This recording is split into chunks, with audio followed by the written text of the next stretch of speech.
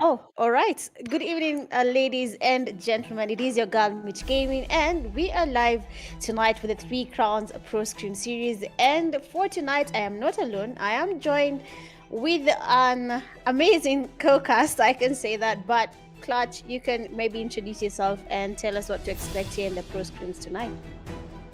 Yeah, good evening, everyone. Welcome to the Pro Scrims, hosted by Three Crown Esports. Of course, this is the third finals that Three Crown Esports is hosting this month, and I believe it's going to be a very beautiful game. We're going to see a lot of action, a lot of strategies, and trust me, I can't wait because I have my eyes on some of the teams already. So, Mitch Gaming, do you have an eye for any of the team currently? Well, I have seen some familiar teams playing there, and of course, you have seen some teams that have renamed, formed new lineups. So I will be looking to see how basically I can call them the newly formed teams are going to be performing. We are very comfortable with the previous teams. We have seen them before, we know how they play. But now that we have new lineups, I am actually very much interested in how they're going to be performing. Does that really affect how they take on the games? Is it going to be something different? I have a lot. I don't want to mention a team. As you can see, I'm really avoiding that. I tend to have a very serious caster's cast. I just end up jinxing that team the whole time. And seeing that you've said this is the third, and of course, some of them are already familiar, and I just want to see how they're going to be taking on today's games so far. We're going to be really, holding the edges of our seats, or we're going to be just calm and enjoying the game. So I'm kind of not going to mention anyone for now, Clutch. Just bear with me. I'm more interested. I asked you about Kaga being in a different team, so you see I'm already looking into such lineups to see what will be changing in the overall performance for sure. Speaking about Toga, now that he's playing for Slime, that's one player I am invested in watching as well. And Slime Pocket is one team that I know from previous records, they've always been performing. And unlike you, I don't think I have a caster course. Sorry to say that, but I don't think I have a caster course. So I'm actually going to talk about a few teams. Slime Pockety, O3 Brothers, Tribe Warriors, ZEUS, because ZEUS won the first final, so I have an eye for them as well. They played very well in the first final, and they showed what they are made of. So I feel like it's going to be very, very action-packed. It's going to be tough. It's going to be difficult for some of the new teams that are playing today. But I guess they're going to have the opportunity to learn one or two things from the professional squads that are playing in the team. But however, it's PUBG Mobile, and anything can happen. We don't know what the new teams have in store for us, and I can't wait for the matches to start so we can actually see what they have in store for us, Mitch. Well, if I see any team that has been mentioned, even a player, honestly, Tag, I've not mentioned you. Let's assume that it's Clutch who has mentioned you. If we see anything happening, we will come back here and tell Clutch about how he has a very intense caster's cast because he's living in denial, but we all start from somewhere. Denial is very important for you to move on in life. So I don't really mind that you're in denial, Clutch, and it's totally okay. Denial is very good. It's very, very nice for your life. And it's also good. But anyway, I just want to see how they're going to be performing. You mentioned ZEUS there. We can see they are participating. You've said that you're looking to see how they'll perform, seeing that the first finals they did good. I see Tempers, Dark Knights, and VX Tribe Warriors in the building, UNSULLIED ARMY. We have Arab T Esports. We have Rescue Esports, Slime 4KT. We have a lot of good teams here. And Angry X Smoke as well is here. I don't know about Angry X Smoke there. They tend to change how they play sometimes. But looking at the teams participating there, apart from ZEUS, is there another team that maybe you want to look at, Clutch? Yeah, definitely. I have an eye for ZEUS as well. Because ZEUS has been one of the teams from PMAC. You can tell that they participated well because I believe they qualified for the PMAC finals. And they did well as well. But like I said, there can only be one winner. And we have RJC taking that home. And I have an eye for, like I said, Slime 4KT as well. I do have an eye for them because I know how good they are. So we're going to talk about the map rotations right now. We're going to start with the first map in Rondo, followed by double dose of Erangel. Then we have a double dose of Miramar. The Rondo is a new map in the old setting right now, and I feel like most of the teams are still having time adjusting to Rondo. So we're looking forward to seeing what kind of strategies they're going to play. And that recall has been a very massive advantage. And Rondo is one of the map where Yeah. you can actually get enough points. If you can kill as much as you can, and people keeps coming back, that's more kills for you. So I'm trying. I'm looking forward to seeing what Rondo is going to have in store for us. Yeah, for sure. The recall there is quite a big bonus. I don't know. It's going to be something. I think you're going to be seeing some people holding it out there at the recall centers, just waiting for that team that is going to try and get a recall and then maybe get them on that end. And of course, some of them are going to be having a good time. I'm not going to lie. We know some teams are going to very much enjoy.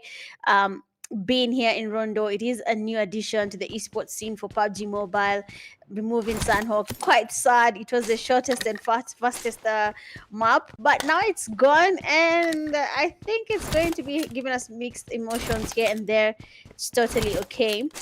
But as you can see already, we already have some teams that have started taking on the fights. The game is not even started yet. We don't even know who you're going to be looking at, but they seem to be already taking on a fight. RMT, they're losing some players to Tribe Warriors. Angry, Team Angry, that is Angry X-Smoke there. They have a team right beneath them as well. So these early fights are already taking place. I think the best strategy right now is just to land on a hot drop and leave your teammate in the recall center. It's not ultimate, but the ultimate strategy could actually work here.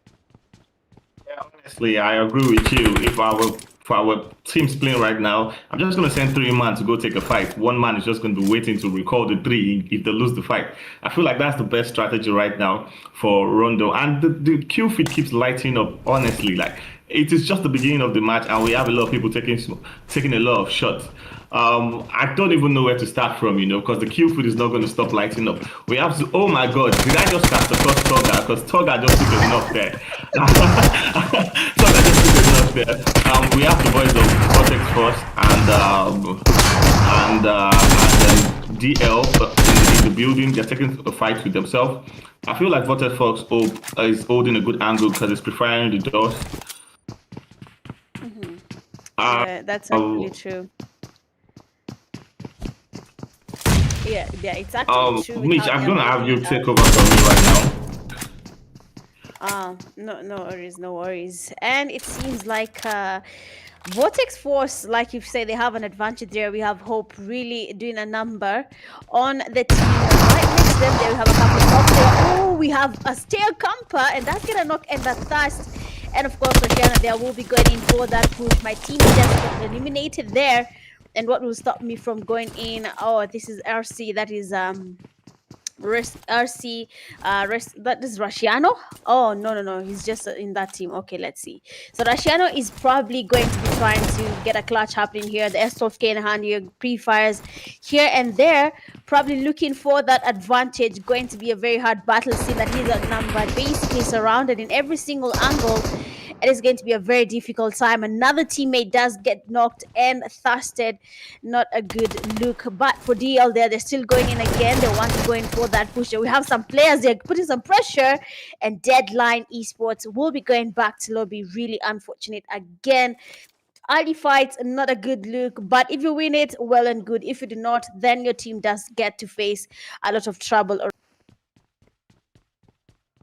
Is heartening. Seeing that we have 5 games, then that will be some hope there for that team. They might just recover in the remaining 4 games.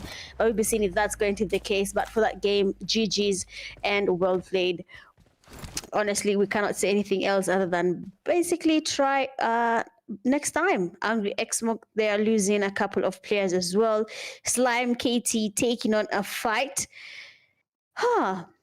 So everyone doesn't want to play it safe. I do not understand what's happening here, Clutch, but it seems like people are ready to take on fights too early in the game. Yeah, people are ready to take on fights very early in the game, and I apologize for what happened earlier. My network kind of dropped a while, but I'm back. As you can see, the boys from Pudge are trying to third party that fight, which is a very good idea because they can tell from the kill feed that Vortex Force had lost a couple of players. So I feel like Purge Esports wants to go there to eliminate the remaining players of Vortex Force. And as you can see, we have the team rescue on our screen right now. They're just making their rotations and trying to find a position to loot, which is not a bad idea because I feel they are taking it slow. They don't intend to do what every other person is doing right now. They don't intend to start going for the fight. I feel like they're trying to take it slow and keeping their players intact for the end game. We have Big Black Crocodile on our screen as well. Big Black Crocodile Law. They have 4 kills, and you can see what Law is doing. I can tell you right now for a fact, he is running to the recall center. He is going to call his players. That is definitely what he's doing, and that's not a bad strategy. You know, like I said, keep one player to make the recall, send the rest to go and take a fight. If you're lucky, you get the kills, and if you're not lucky, you still get to come back to come and take the fight again. So that's not a bad idea, honestly, Mitch. Yeah, it's a very bad idea, but very resourceful, honestly. And I hope BBC does make it to the recall center. Otherwise, you'll be finding people like Rusciano who are chilling all the way on the basically rooftop and is waiting for one person to make a mistake, trying to go to that recall center. We'll have you exposed to Rusciano. We have someone there already trying his luck. I don't know about that team, but they have to be very much careful. One person could be easily knocked and thasted by Vortex. Anything could change here. So I hope they have a plan. But as we can see, Vortex Force is not moving a muscle. They know there's a team beneath them. They know that if they're not careful, they might lose another player, seeing that they already lost one of their teammates. And honestly, that is not something they want to be doing this early in the game. But I'm yet to understand Rondo, if I'm being honest with you, Clutch. I don't play this map for many reasons. And one of them is that I don't even understand what is happening. The only good thing about it is that you have cover dropping from the sky and you also have good vehicles. That's the only thing about Rondo. To be honest, I can say the same for you, you know, I can say the same thing. I really don't understand the concept of Rondo right now. And I feel like most of the team are struggling with it as well. The drop spots, the loot, recalling players. You could take a fight thinking that it's just one man left, not knowing that there are 3 people coming from the sky as well. So that is just something that I can't wrap my head around. But I guess the teams are going to adjust to it. And like I said, this is Pro Scrims. This is an avenue for them to train, an avenue for them to practice the map so well and try to understand the map properly. So I guess that's a plus for them, honestly. I guess that's a plus. And you can see, Asiando already knocked one of the Purge players, leaving them to 3-man. And I think now it's an even fight. I don't know what he was doing there, honestly, because I see no reason why you're going to smoke and leave yourself out in the open. But like I said, it's a training, so I guess he was trying to learn something, and I guess he has learned it the hard way, honestly, Mitch. Yeah, that's the hard way to learn anything in PUBG Mobile. There's always that one situation that will make you regret why you even did this in the first place. Amazing taps there from Hope, and we have the first casualty on the side of play. We might just be seeing actually some Molly's nades. I hoped he had a grenade. Would have been a beautiful Kobe. The Molly doesn't really get any damage. You can tell the revive is happening. Oh, he did. Someone just got cooked. 2 people got cooked, and now 1 man, and that is Rogue, will be the last person standing from Purge Esports. And you can see the players that they want to go in for that push. They know there's someone here. They're going with the jump shot. Amazing sprays. And we have Rogue there being eliminated. Purge Esports being taken back to lobby. Vortex Force is really having a good time here. 8 eliminations. They're doing a good job. They got to recall their knocked teammate. They're finally a full squad again. This is what you were talking about, Clutch. People are just going to come back. People are getting eliminated, but someone is coming back. That is the same thing Vortex is doing. They landed the recall center. They're waiting for people to come to the recall center, fight them, get them eliminated. One of their teammates gets eliminated. They recall and they move, just like that. But honestly, it's looking good. I think your very bad advice is finally working for some teams here, Clutch. It's doing a number. Yeah, honestly, like I said, that's the best strategy to play around right now. Just send 3 players to take a fight, leave 1 to recall if the fight goes bad. That's the best idea right now. And like I said, Rondo is a very beautiful map. Honestly, it is. But however, recalling players every now and then, there's a big chance that the players might lose track on what is going on the kill feed, because you can't expect that you read the kill feed not knowing that players are back again, and that's going to really affect some of the players. But like I said, it's an avenue for them to learn a lot of things. We have Tribe Warriors on the screen, and they are rotating right now, trying to find a good spot in the zone. They have 4 kills to their name, so I guess they started the game well as well. So they're one of the teams that took the early fights, and good thing for them. We can't even tell if they lost anyone, because I don't think they lost anyone actually. I don't believe they lost anyone, and if they did, I guess they brought him back. But but like, yeah, as you can see, Slime is taking a fight on the kill field right now. I believe I saw Slime knocking one up. I think I saw Slime on the kill field right now. Slime for KT are yet to have any kills. Like I said, it's Slime for KT. Anything can happen. 1 minute they have 0 kills, the next minute they have about 14 or 15 kills. Yeah, you can see Slime King Spider just got a knock on the boys of MOR. I believe that is Slime taking a fight right now. Yeah, I believe they're taking a fight right now. I think they have 2 knocks, and I know one thing about Slime, they're going to push that fight. They're definitely going to want to take that fight. The boys from Rescue as well are rotating as well. Honestly, what are you doing out in the open? Because that is an avenue for you to get knocked. Definitely, that's an avenue for you to get knocked. Kick Spider is still taking more shots. I believe he's the one that's gotten all the knocks and the kills for Slime right now. He's got 2 knocks, two kills. Crusader is down, and I guess that's definitely going to be a race on Crusader, Mitch. Yeah, definitely. I mean, what happened there with Crusader? That was an easy knock there with the Nest of K. But I mean, this does happen in a pro screen. Everyone here is trying to train. Everyone has some level of skill set that they have already mastered. So maybe that S12K was just mastered by the opponent. And for Slime, you are really giving us a lot of hope. You're saying they'll get up to 15 eliminations. I have to wait and see if that's going to be the case. Honestly, if they don't do that, you'll have to explain what is happening there. But then it seems like Team Angry is able to get an elimination there on UNSULLIED ARMY, taking them back to lobby.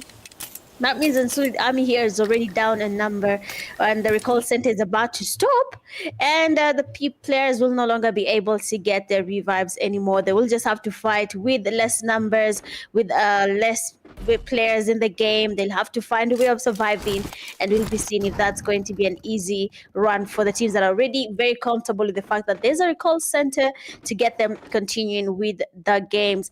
But for the teams that we have been told that is Slime, we'll be seeing how they are going to be taking on the fight. Are we going to be seeing those 15, 14 eliminations that we have been promised there by Clutch? Honestly, that's a lot of eliminations in a pro screen. You know, like people are very much ready to defend themselves. Getting those eliminations might just be a big hassle. But if they do it, hey, I mean, Crusader is in that team. So I can't believe you for like a few minutes in my head. But if I don't see it, you'll have some explaining to do for us there, Clutch. You'll have to do that. Yeah, honestly, the reason why I keep saying Slime for KT might get up to that amount of kills is because what do you expect from a team that have all fraggers, you know? Almost all their players are fraggers, so I'm expecting a lot of kills from them. And you can see the boys from Tribe Warriors. I believe they're taking 2 fights, because I saw them knocking the boys from Arts, but right now they're taking another fight with another team, and they're still watching ZEUS as well. Tribe Warriors are known for doing this. They don't focus on just one fight. They are always trying to get as much kill as possible. I feel like the strategy is we don't need a chicken dinner on Rondo right now. What we need is just to get as much kill as we can, and then we focus on the remaining maps. And I don't know if you know this, but $30 is on the line. Whoever takes first gets $30 to themselves. So that's I guess that's a bonus for them. We have the boys from O3 Brothers taking shot at boys of Temper. I believe that's a long range shot, so we don't know if that's going to connect right now. And Temper are trying to rotate into the zone, so I believe they're going to have problems trying to get into the zone because they are being gate kept by the boys from O3 Brothers. But I guess they're making the push. We have Zeke trying to rotate around. I believe they made that rotation successful, you know. I don't know what the boys from O3 Brothers were looking at, but that was something really wrong to do. You can't allow Temper just rotate easily that way. We have a knock on Sleek, and he has been taken back to the lobby. A lot of fights are just going on. We have ZEUS taking on Angry Smoke as well. We have Vortex Force on the skill feed taking knocks, Tribe Warriors doing the same thing to MVX, Zeus Faker taking out one of the players from Tribe Warriors. A lot of things are going on the kill feed, honestly. You can't even keep track with the kill feed right now, Mitch. Yeah, that's actually true. What I'm wondering is how all these teams are coming from the blue zone. They're basically enjoying the juice for free, and it's killing them. They're being exposed to the damage from the zone. They're getting gatekept by the teams that have already made it to the safe zone. So a lot is actually happening. I believe you on that. And I don't know what Angry Switch was doing going in for that push on Temper. It was a very bad push there. He just basically gave his elimination to Temper without even thinking through. And I think that even cost him. So I hope they'll think through what they did. They're angry. That was not a well played push coming from them. BBC, on the other hand, they have some players down already, and the Tribe Warriors are getting eliminations as the game progresses. They're actually farming, like you've said. They are focused on those eliminations. Maybe that chicken dinner is not important. Three players on their team. They're trying to survive through it, but still getting as many eliminations as possible. A team there right beneath them, I believe that is ZEUS. They're going to be making their rotations, and we have ZEUS MORIS. Okay, ZEUS MORIS is the one that is there, and they have a team right next to them.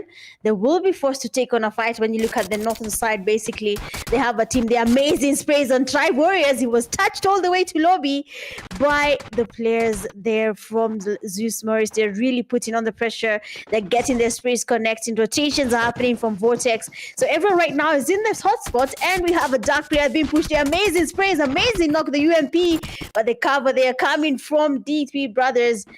Is it D3 or 03? Oh my days. 03 Brothers. That's 03 Brothers. Hey, yeah, I'm 02 so sorry. Brothers. 03 Brothers. Yes. Yeah. I'm so sorry. Like one thing you don't know about the boys from 03 Brothers is that's a new roster. There used to be a team before, and then they came up with a new roster, and the roster is actually performing really well.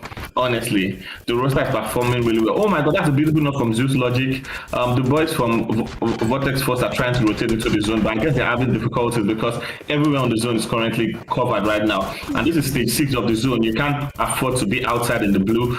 Tanking that blue is going to cause major damage to them.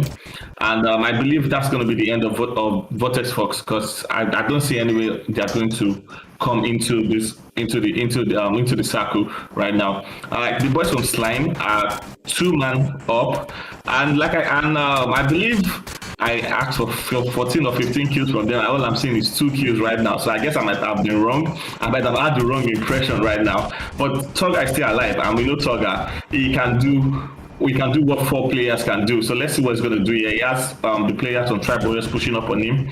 Can he take out both players?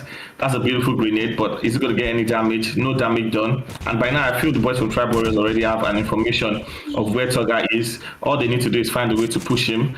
And we have one more player of Slime Pocket here alive as well. I thought it was just Toga left. So I guess it's a 2v2. And hopefully Slime Pocket gets to win the fight, because like I said, I'm Team Slime, honestly. If they don't win, you'll have a lot of heartaches tonight. But don't worry, it seems like they're holding some solid ground here. Though they have only 2 players remaining in their team. A team like Rescue Esports right now, they have the numbers. The zone, though, is pressuring them to go towards every other team right now. We have some people already sitting safe in the zone, and that might be a disadvantage. See that already some of them are getting knocked by the zone. Fedro basically feeding Slime KT with pure eliminations. That is not looking good for Rescue Esports. Sharky luckily has made it to the safe zone. Will be taking on a fight by himself just to make sure he can carry Rescue Esports name all the way to the last zone fight.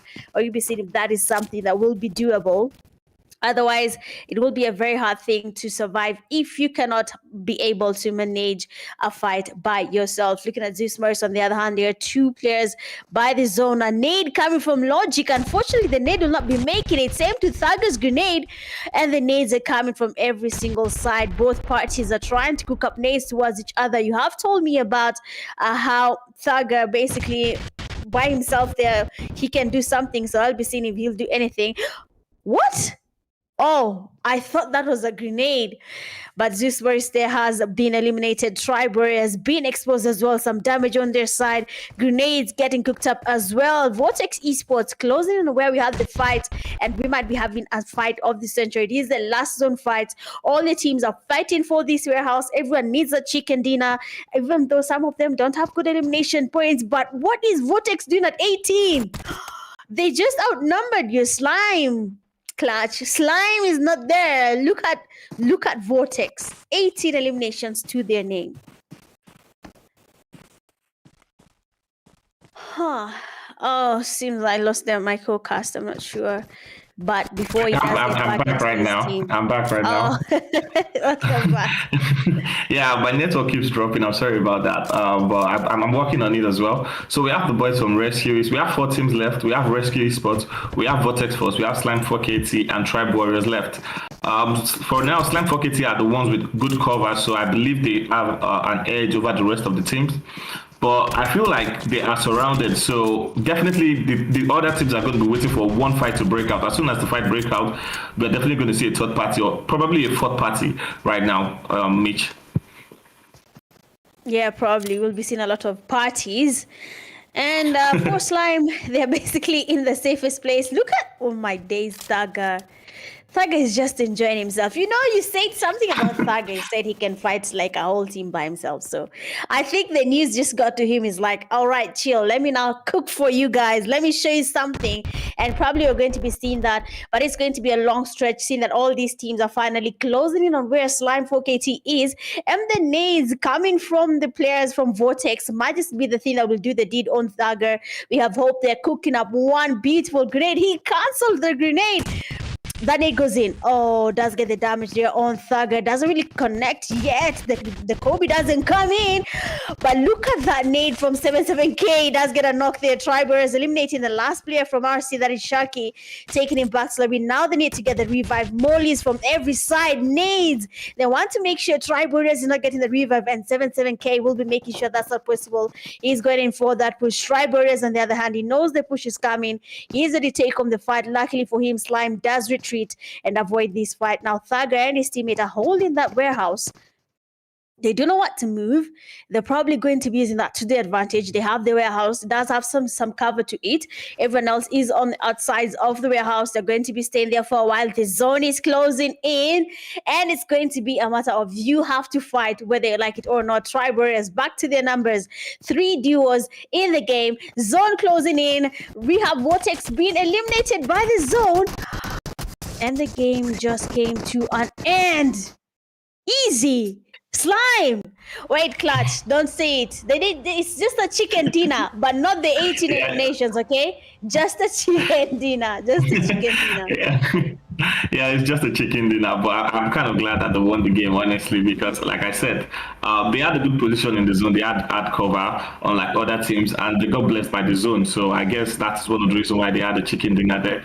The zone was the MVP in the final circle because all the players didn't want to push out. They didn't want to take the fight. So I guess the zone did most of the damage, and Slime 4KT just had to take the last skill on Tribe Warriors, giving them the winner chicken dinner. So it's just the first game. We still have 4 more matches to go, which means there's a probability that we might have 4 more different winners, and we might have a back-to-back chicken dinner from them.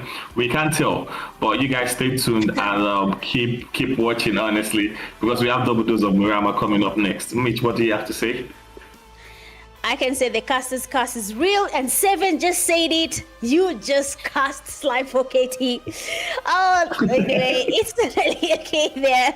Well played, honestly, from Slime. They have done a good job. And we have VORTEX Esports there. I mean, they did a good job. 18 eliminations to their name. I know it was not easy, but getting those 18 eliminations, they didn't get a chicken dinner. The zone closed in, and they were forced to go back to that lobby and let Slime 4KT get that chicken dinner. So GG's, well played, well deserved, and I cannot wait to see what the rest of the 4 games have in store for us. Which teams are we going to be seeing that will be giving us that chicken dinner?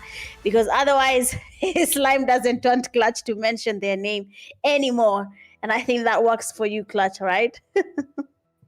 Yeah. That works perfectly for me. Honestly, that works perfectly for me. As you can see, we have Vortex Sports with 23 points leading the table. Tribe Warriors are second on the table right now with 18 points. Slime for KT with 16 points. I guess what I wanted to say was the total points Slime for KT was going to get from the match was going to be 15 or 16 points. Not the kills. ZEUS MORIS with 13 Uh, points.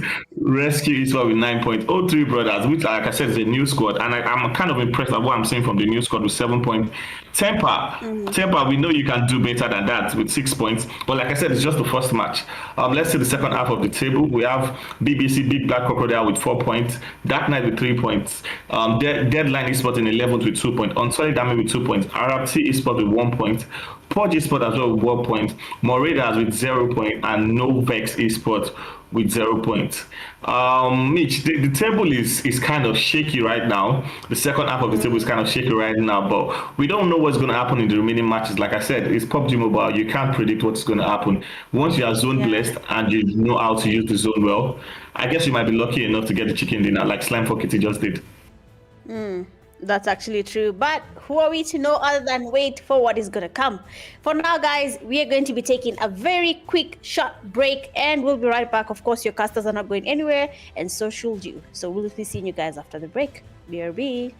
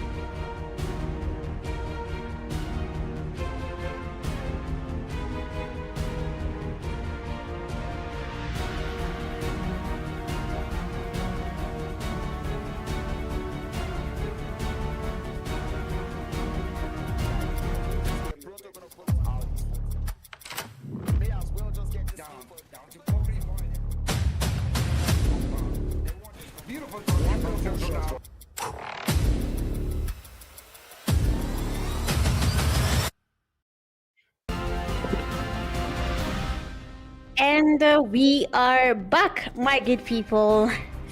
It is, of course, again, Mitch and Clutch on the mic. And I just want to remind Clutch that he activated his own caster's curse and it's doing wonders out there. How do you feel about this?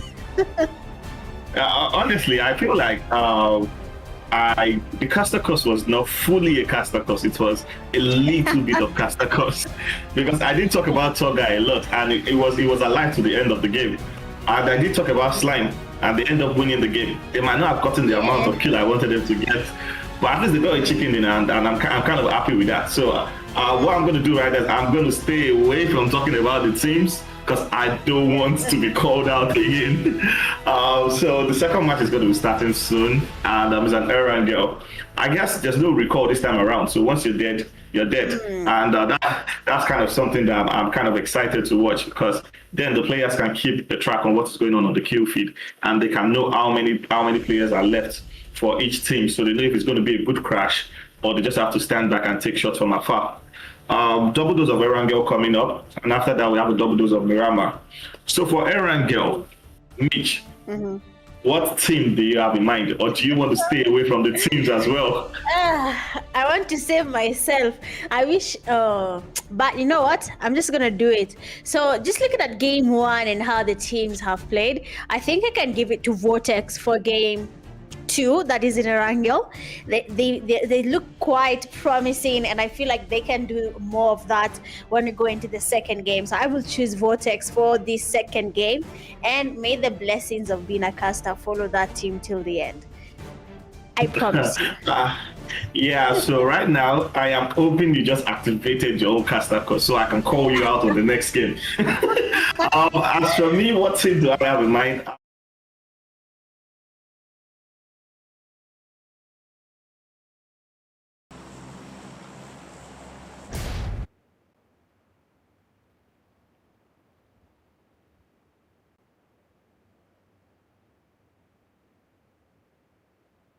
Power. Every team currently is. I feel this is a good zone, but for teams going to Ferry Pier, military base, Primorsk, I feel like they're going to have a lot of problems. They might have to drop on teams and take a fight early. But I feel like besides that, this is a great zone. And we have the circle. The circle just centered up. Military base is out of the circle right now. Military base is out of the circle. And I was praying and I was hoping if we could get a military base zone because I like the chaos military base zone always have to give. Yeah. I know what you mean. I mean, military base is just something else there. Usually a very fun place to watch. And it seemed like with that zone shifting, it seems like most of the teams have resorted to go towards Georgetown, northern side of George Paul there. They want to take on fights on that side. Totally warranted, if I'm being honest. If they can survive here, well and good. They can hold it down for quite a while. And I see no Vex. This is the first word I learned from the Nigerians, like vex. So I guess these guys literally mean it. They don't want any vexing. They just want to play the game, get their chicken dinners, and move. So I'll be seeing if that's going to be the case for them or not. But honestly, if I can talk about Erangel, this is one of the favorite maps in PUBG Mobile. Very easy to maneuver, enough cover, a lot of buildings. There's no cover falling from the sky. And it's playable. It's quite manageable. So I really want to see what's going to be happening. Looking at a side like Lipovka, Milta Power, Milta, quite crowded. I didn't expect that. We have a team in Zarki, and not even one team. There's also a second team just lingering around Zarki. I think they know there's a team there, and they're probably going to be waiting for them. The team in Rozok, quite happy no one is there. Pochinki as well. It is an empty land with just one team there. I think most people tend to avoid Pochinki, but I think it's the prettiest place in Erangel. But anyway, personal opinion. Anyway, you can play where you feel like it's comfortable for you. A place like Isnaya Poliana, there we have a team, Slime, that has not been chosen this time round. ZEUS has been chosen. So, I pity ZEUS for this game. It's bad. Yeah. Honestly, I pity VORTEX for this match. And like I said, I knew there were going to be a lot of early fights because most of the team are not going to be able to drop at their preferred location. So I'm definitely there are going to be some early fights. Now we have all three brothers. and Temper taking a fight right now. If I am correct, I can tell you for a fact Nexus is the one IGL in this team, because this is Nexus drop.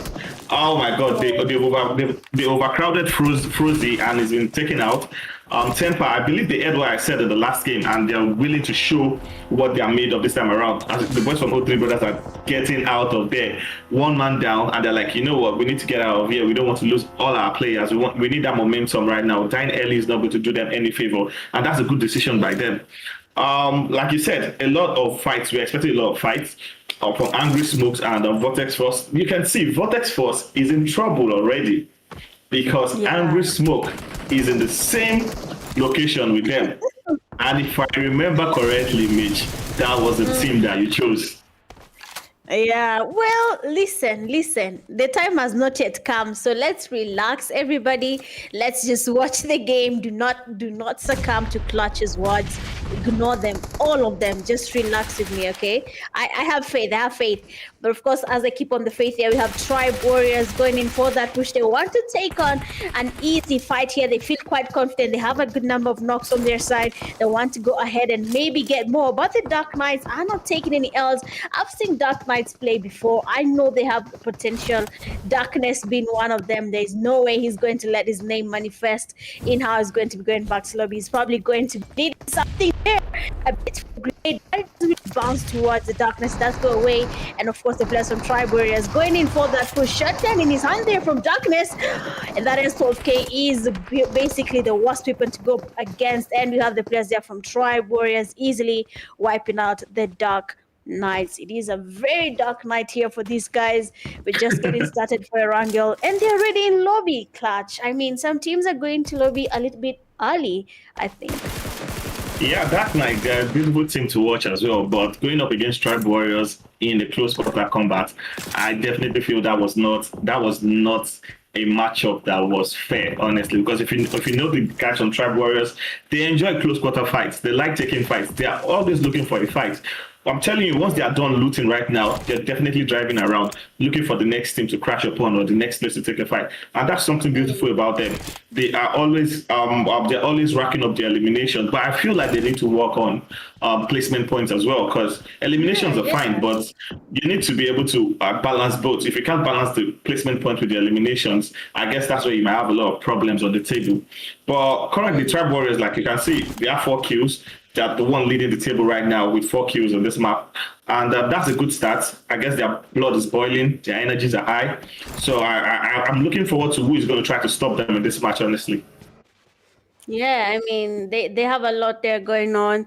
And you've talked about the Tribe Warriors and how their strategy is usually mostly getting the eliminations and without the placement points. And it had me thinking that I think most people tend to forget how important these placement points are. Yes, eliminations can really push you. I'm not going to lie. You can get 20 eliminations and go back to lobby as maybe the 6th team and get at least 1 point from your placement points. But you have 21. So what if the team that is ahead of you has 11 eliminations and maybe 12 and then placement points at 10? So yes, you did good, you're up there, but you still didn't get to where you wanted to be. So I think people need to get a balance around placement and also your elimination points. They should embrace that, because if this is how you mean Tribe Warriors are, that is a team that has really good potential to represent Nigeria even outside. So I think they should really tap on. I hope they will listen to your advice, Clutch, and do a number, and now maybe they can be amongst the best teams there from Nigeria, right?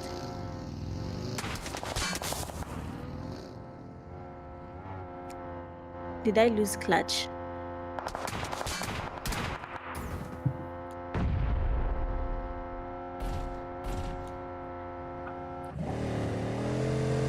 Yeah, I'm sorry. My network keeps dropping. That's the reason why you lose me for a while, and then I come back again. Yeah, so sorry about that.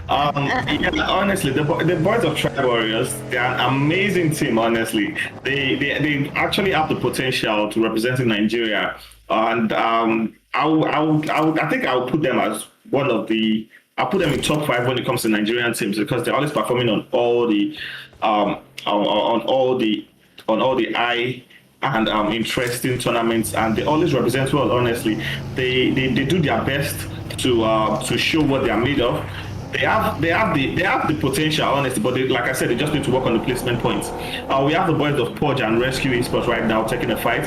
Why is it that the moment one player or two player gets knocked, the rest are always trying to get out of there? You have to fight, you have to be a man. Take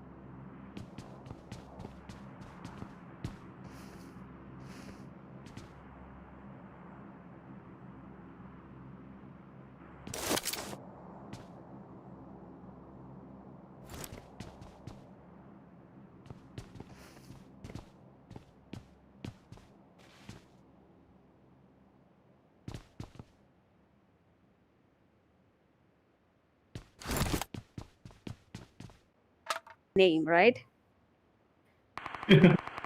Honestly, to be honest, if I was the one, I would just lay in that bush. I'm not doing anything. I'm not taking any shots. I am just looking for the perfect opportunity where two or three players can make a mistake, not realize I am there, and I'm going to try and knock and lobby them. Because at that point, that's the best thing you can do. You can't actually start taking fights because you're already crippled, you know. So that's the problem when it comes to being a solo man. You can't expect that. You have no one helping you. So it's better you just remain there quiet, do not take any shots. When you have the opportunity, whoever you can get to knock, try and take them to the lobby. Get that point for your team. We have the boys of Slime taking on UA right now. I am 100% sure they are aware that it's in here. You can hear the ping move. Ooh, You can hear the ping move. And this is definitely going to be a knock and lobby, you know. We have one man against three men with shotguns. What do you expect? You have three shotguns pointing directly at your face. That's what you're going to get. That's a beautiful knock there by Crusader, the man I was talking about before he died in the last match. So right now I'm going to stay away from him so he remains alive. The remaining players from UA are on the building opposite. I don't think they're going to be doing anything right now. Like as you can see, they're not even focusing on where Slime Fockety is. They're looking elsewhere. So I guess they've taken their loss and they've accepted that there's nothing they can do about that. And I believe Slime is going to crash into that building right now because I can see them in their vehicle. I think they want to take the fight.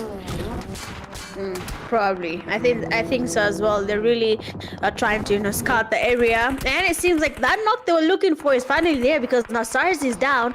That leaves two players standing, and Slime is not stopping there. They want more eliminations. Other teams are getting involved as well. Seems like VORTEX has been spotted.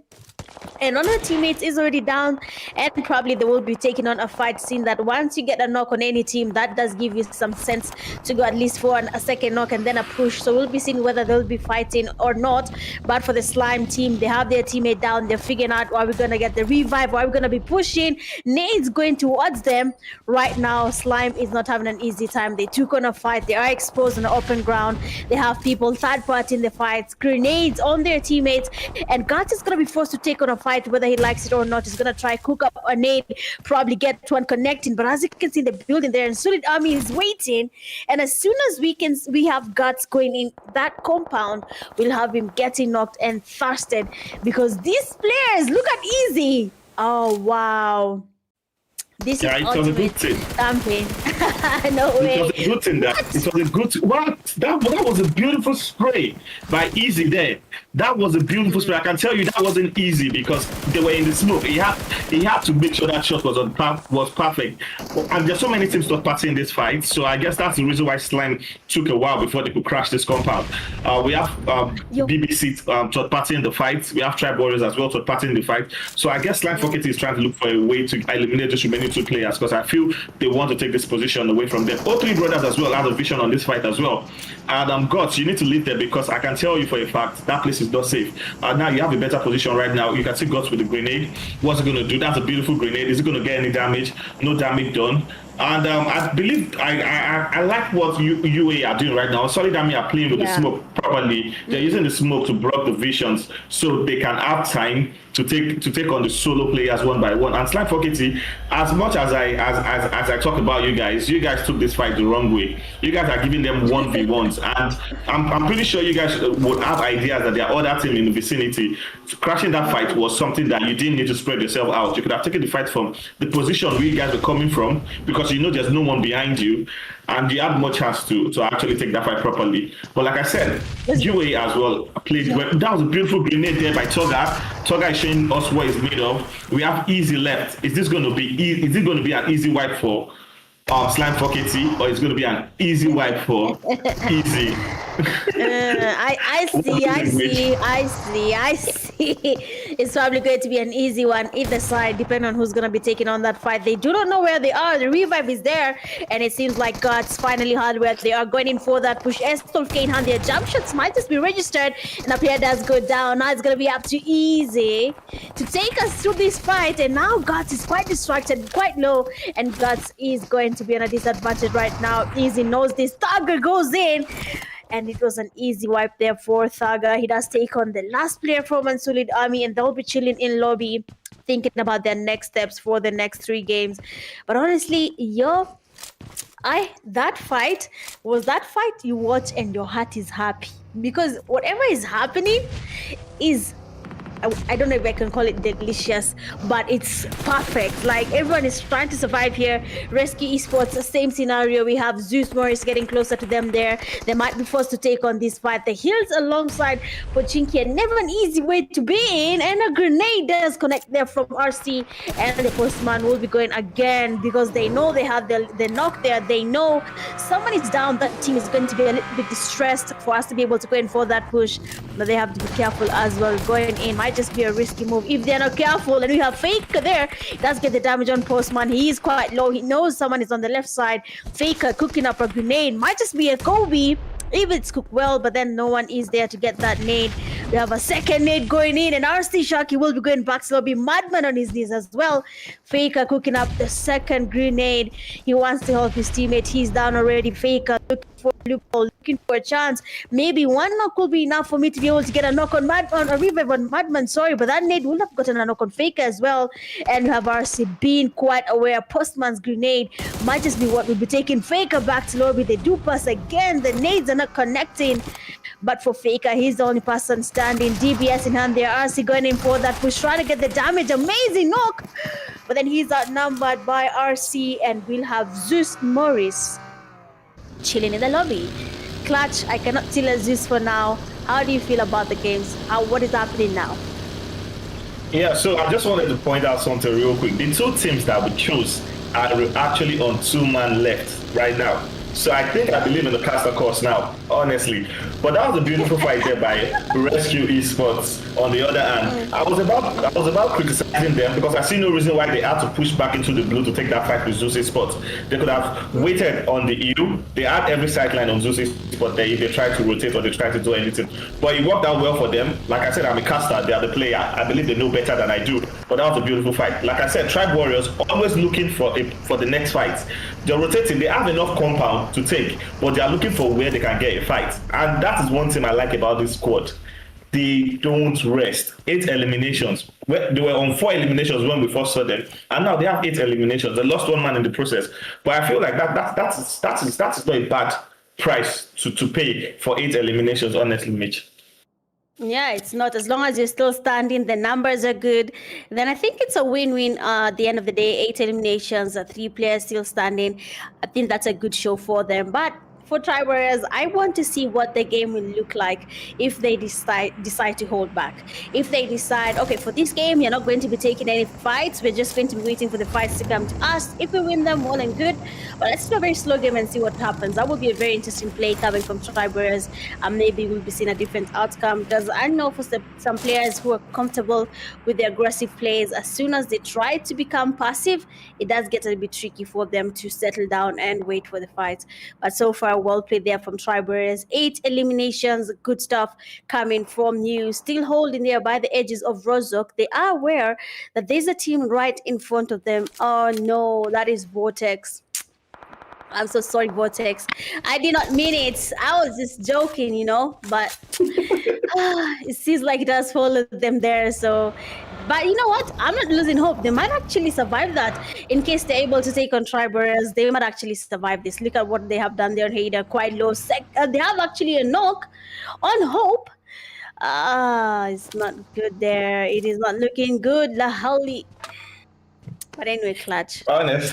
Honestly, like that is the definition of the proper caster course. You were just talking about them, and they lost all hope because hope has been knocked already. No Vex Esports, we need you people to Vex. You guys have 2 kills, 7 teams left. It's better than the last match, but you guys have not brought in that Vex yet, please. No Vex, can you please Vex in the next match and bring in the eliminations, please? But I feel like they're a good squad since they're in the final as well. It's not easy to get to the final. Top 8 gets to the final from Tuesday and Thursday Scrims. So I guess they showed what they were able to do in during the weekdays, but it's the final. Every team here as good as I don't know what to use honestly to qualify the teams here, but we have some of the best teams in Africa in the lobby. So I believe this is an avenue for Novex to learn 1 or 2 things, and probably they qualify for another finals, and then they can show us what they're made of.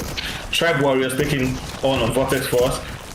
This is about to happen, It's about to end for VORTEX Force. Mitch, VORTEX Force has been eliminated. We have Slime 4KT still in the game with 2 players and 5 eliminations. Tribe Warriors with 11 eliminations. Every time I look at this team, they've added like 4 or 5 more eliminations to their tally. What is going on? What is going on, Tribe? Can you please calm down? This is a Scrim final. This is not a tournament. Please, relax. Slime 4KT crashing on the building where Rescue Esports is, I believe. Yeah, and we have 3 players from Rescue Esports versus 2 players from Slime. That's definitely going to be a knock. Toga has been knocked, and we have Guts trying to push up. Can he get the knock? Nah, he's not going to get the knock because he had the grenade as well, and he's low on HP. That's a beautiful decision there by the player from Rescue Esports to jump out of the building because he knows he has cover. And Guts have been surrounded because we have 3 players here pushing up on him. Let's see. Is this going to happen right after VORTEX Esports has been eliminated? I guess both the team we chose to win this match has been eliminated, Mitch. So on the next match, can we do the teams a favor and not talk about them, please? I'm not going to be mentioning any team. Oh my days, this is becoming serious. At this point, all I can say is all the teams are good. Whichever team goes back to lobby, that's on them. Hey, because what just happened there? But honestly, that was a very interesting fight there coming from Rescue Esports. The grenades were perfection. They were grenaded exactly where the players from Slime 4KT were. So big up to RC for those grenades surviving that fight. But as they have done that, their zone finally closes in. We have 4 teams remaining now. The fights are finally there. Tribe Warriors, they know where the teams are. DL also being spotted, and they have one of their teammates being knocked. But for Tribe Warriors, they need to figure out, are we going to be still playing on the aggressive side, or we're going to be taking it slow for now? You can see what Tater is doing here. He's just scouting around the buggy, trying to bait and see where all these enemies are and how can we take on these enemies without losing any more numbers. They're only down to 3 players, and it's going to be a very tight fight for them here. So they have to be very much careful. Sprays every side. Spiky quite damaging there. And of course, they have been able to go in there. Amazing knock from Deadline Esports, and they're able to be knocked as well. Third party to Mercy. They are having a good time. They're getting knocks from the distracted teams. They want the numbers. But for DL Lord, he knows there are eliminations here. Grenade goes in, and a team just got Kobe'd back to lobby. One whole team is not having a good day here. Honestly, we were about to tell people to go sleep, because some teams are farming. Some teams are not even here to joke anymore, Clutch. Some teams here are ready to do what they gotta do, and it's basically win these scrims. That's all they want. Yeah, honestly, that's what it was. But I'm going to advise the boys from Tribe Warrior, they need to be careful pushing up onto O3 right now, because Rescue Esports is just waiting for that fight to happen. And as I say that, one of Rescue Esports player has been taken back to the lobby. Just one player I want to point out that I've noticed, O3 Azin. He has been dealing a lot of damage, and he has been carrying the team. I noticed that about him right from the scrimmage down to the finals. He had really carried all 3 brothers, and that's one player that I feel like people need to look out for, because he's showing us what he's actually good at doing. That's a beautiful grenade there by Azin, but he wasn't able to get any knock. We have Nexus and Azin left for all 3 brothers. We have Tribe Touch Me, Tribe Ada, and Tribe Matra left. We have 2 players from Rescues, but oh my god, that's a beautiful grenade there. But they are in the shack, and I guess you need to Kobe it into the shack to get that. What a beautiful knock from is that Ada? I believe that was Ada with the nade. Yeah, beautiful grenade there from Ada. Yeah. That's Tribe Warriors. I don't know how many kills they have now, but I feel it's up to 13 eliminations. And I feel they're taking this chicken dinner. Honestly, they're taking this chicken dinner because Rescue Esports is outside of the zone. We have Aiden and Nexus left, and they are within grenade range. So I guess that's going to do the job. Beautiful game there by Tribe Warrior. Honestly, this is a beautiful game by Tribe Warrior. Yeah, this is very much impressive. The way they're handling the fight, they have been able to take on RC, and now they have 0-3, one man standing, and it's honestly going to be an easy win for them here. Wow. Wow, he just came in for that push easily using the hovercraft, and they got their chicken dinner. Tribe Warriors doing their thing, and I can say I'm impressed. Well played, well deserved, amazing winner chicken dinner from the Tribe Warriors. And I know the points they have been able to accumulate here, they will be very much shocking, especially seeing the eliminations and then 10 points for a chicken dinner. Oh, I think a team here is very proud, and that is the Tribe Warriors for sure. Honestly, I feel like they had, if I'm not mistaken, 17 eliminations actually. Winning the game with 17 eliminations and 10 points, that is 27 points from just one match. I feel they will be sitting pretty on the top of the table right now, honestly, because I believe they were 4th as of the end of the first match. So with 27 points, they're definitely sitting pretty on the table. And the MVP, Tribe Ada Wu. Beautiful gameplay there by Ada. 9 kills, 1,254 damage. Honestly, Ada is on another level tonight, He's on another level tonight. 9 kills from one match. That is more than what some teams have averaged in 2 matches, Yeah, I mean, I don't know about Tribe Warriors. They're on some different juice here, and it's really working for them. 17 eliminations. Do you know how much it takes to get 17 eliminations in any game? Like, it takes a lot. But looking at their total ranking so far, their Tribe Warriors are leading with their 45 points in total. And then VORTEX, next to them, 25 points, a whole 20 points margin. So that's painful. Slime with 24. We have Rescue at 23. Oh, Three Brothers 18. ZEUS MORIS at 17. We have the Big Black Crocodile tying with Team Angry at 10 points each. It doesn't really look good for the team. Striber is building a whole margin of 45 points in total. That is a lot of points to cover for the teams. Before you can even get those 20 points, you need to farm the eliminations as well as be able to lead in that game, get a chicken dinner, do something so that you can get to where we have the players from Tribe Warriors. And looking at the second page here, we have 10-point deadline at 7. Unsullied Army and Vex, at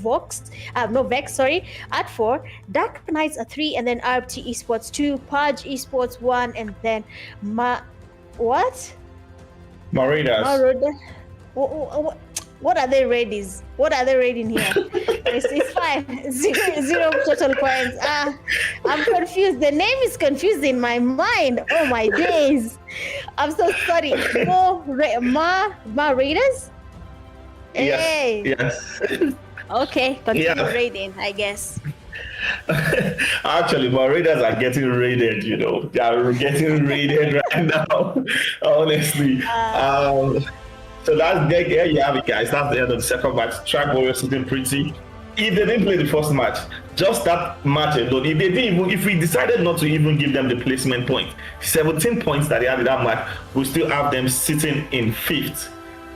Honestly, still, that's going to be 8 points away from second. That's to just tell you the level of dominance that Tribe Warrior is putting out there today. And that is crazy. Those are crazy numbers. I was talking about them and not balancing the placement points and the elimination, but I guess they took that to heart and they're like, you know what, clutch. We're going to show you how to clutch. Don't worry.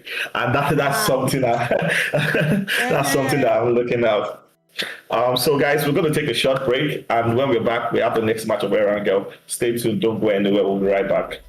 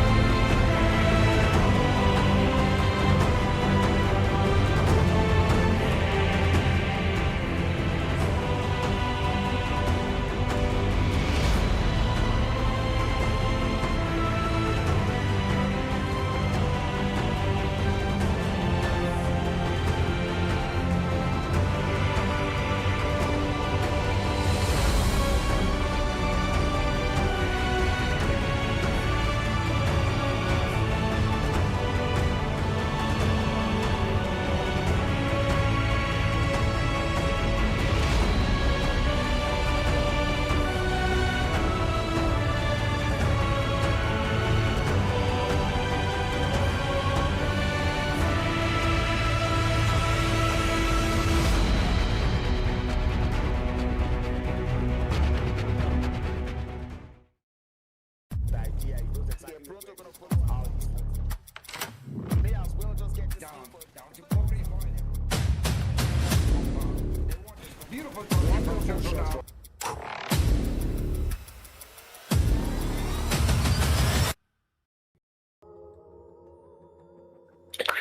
we're back again, beautiful people.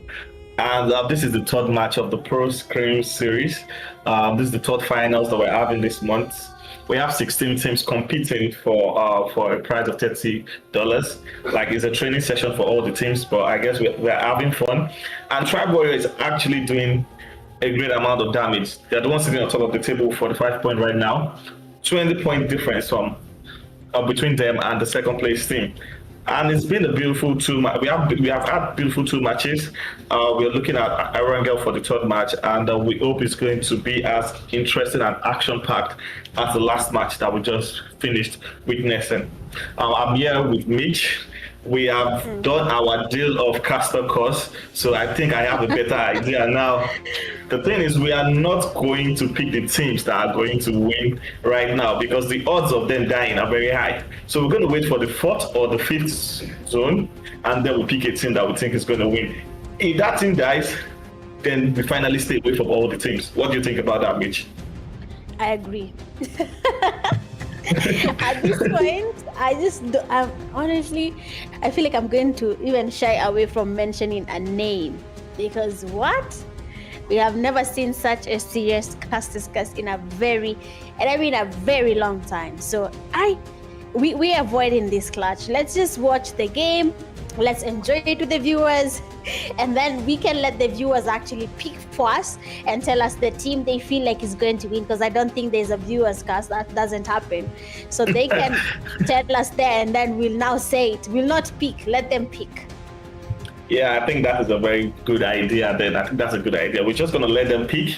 We're going to let them pick the teams that they think is going to win. And as you can see, we have the playing path from the north down to the south.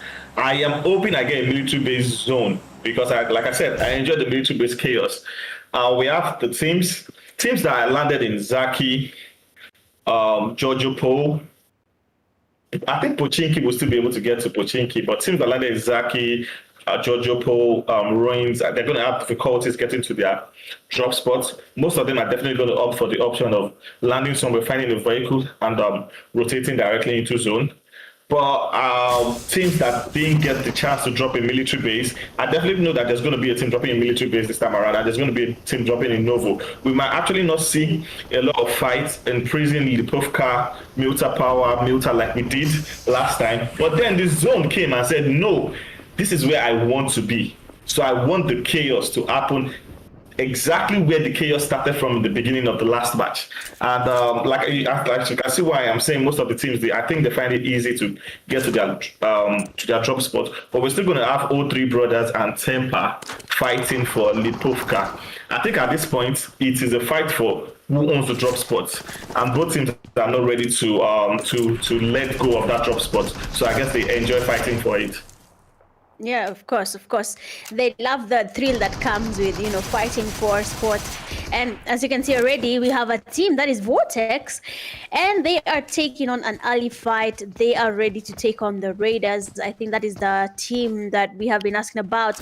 And Angry is already quite confident with that push. He knows he got the first knock there. He knows there are some teammates quite close. Their teammate just got knocked. No, that is not looking good for VORTEX. They are starting to lose numbers this early. Another second up with a Scorpion.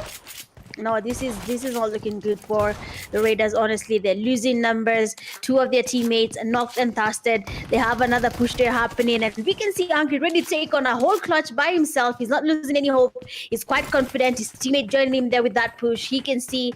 It seems like here to kill is basically avoiding that push. He knows that he's kind of surrounded. He knows that there are people that are trying to get closer to him, and I believe that is it for that team.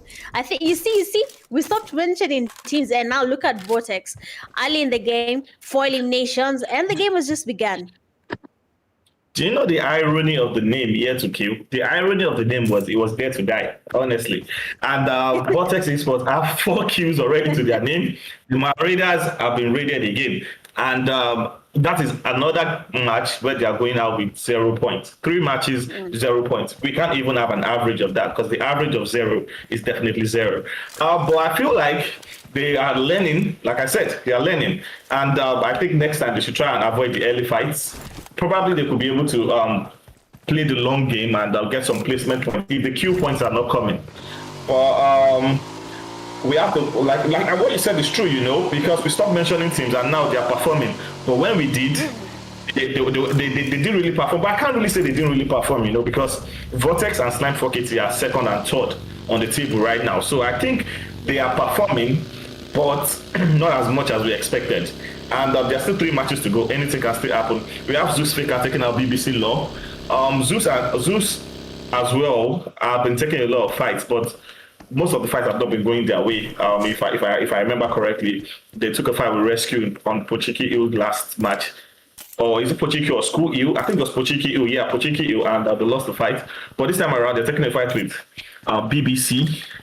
And I feel like that's happening around Milta area. Yeah, that's happening around Milta area. So let's see how that fight goes. If they're going to be able to win the fight and get 4 eliminations to themselves, or is the fight going to go as usual, the same way it's been going for them tonight? Probably they get the early knock, and at the end of the day, they end up losing their players, and that has not been really good. I think they need to work on their coordinations, Mitch. Yeah, at this point, they actually have a lot to work on there. I don't know why some teams are really focusing on these early fights. It's very, very sad. And the thing is, with the early fights, it's more of a 50-50 situation right now.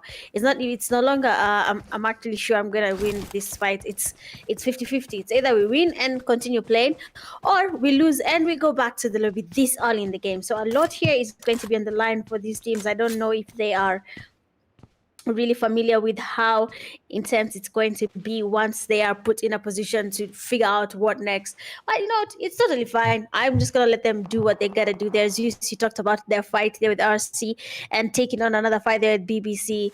They seem to be comfortable playing the Tribe Warrior way, because I think now we have to call it that. Because Tribe Warriors, I'm impressed, because there's no way they got all those points just from one game. That's 27 points is a lot of points from one game. That's a huge jump. Even closing in on that, it doesn't look good. It doesn't look easy. And I think for ZEUS MORIS there, they are somehow dominating. They have at least a couple of eliminations and knocks and Thas there on their favor. Sevarni quite crowded. Dark Knights again taking on an early fight. They have no Vex there with them.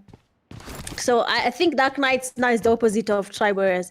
Dark Knights, they will take on these early fights and not maybe survive. Sometimes they will not survive.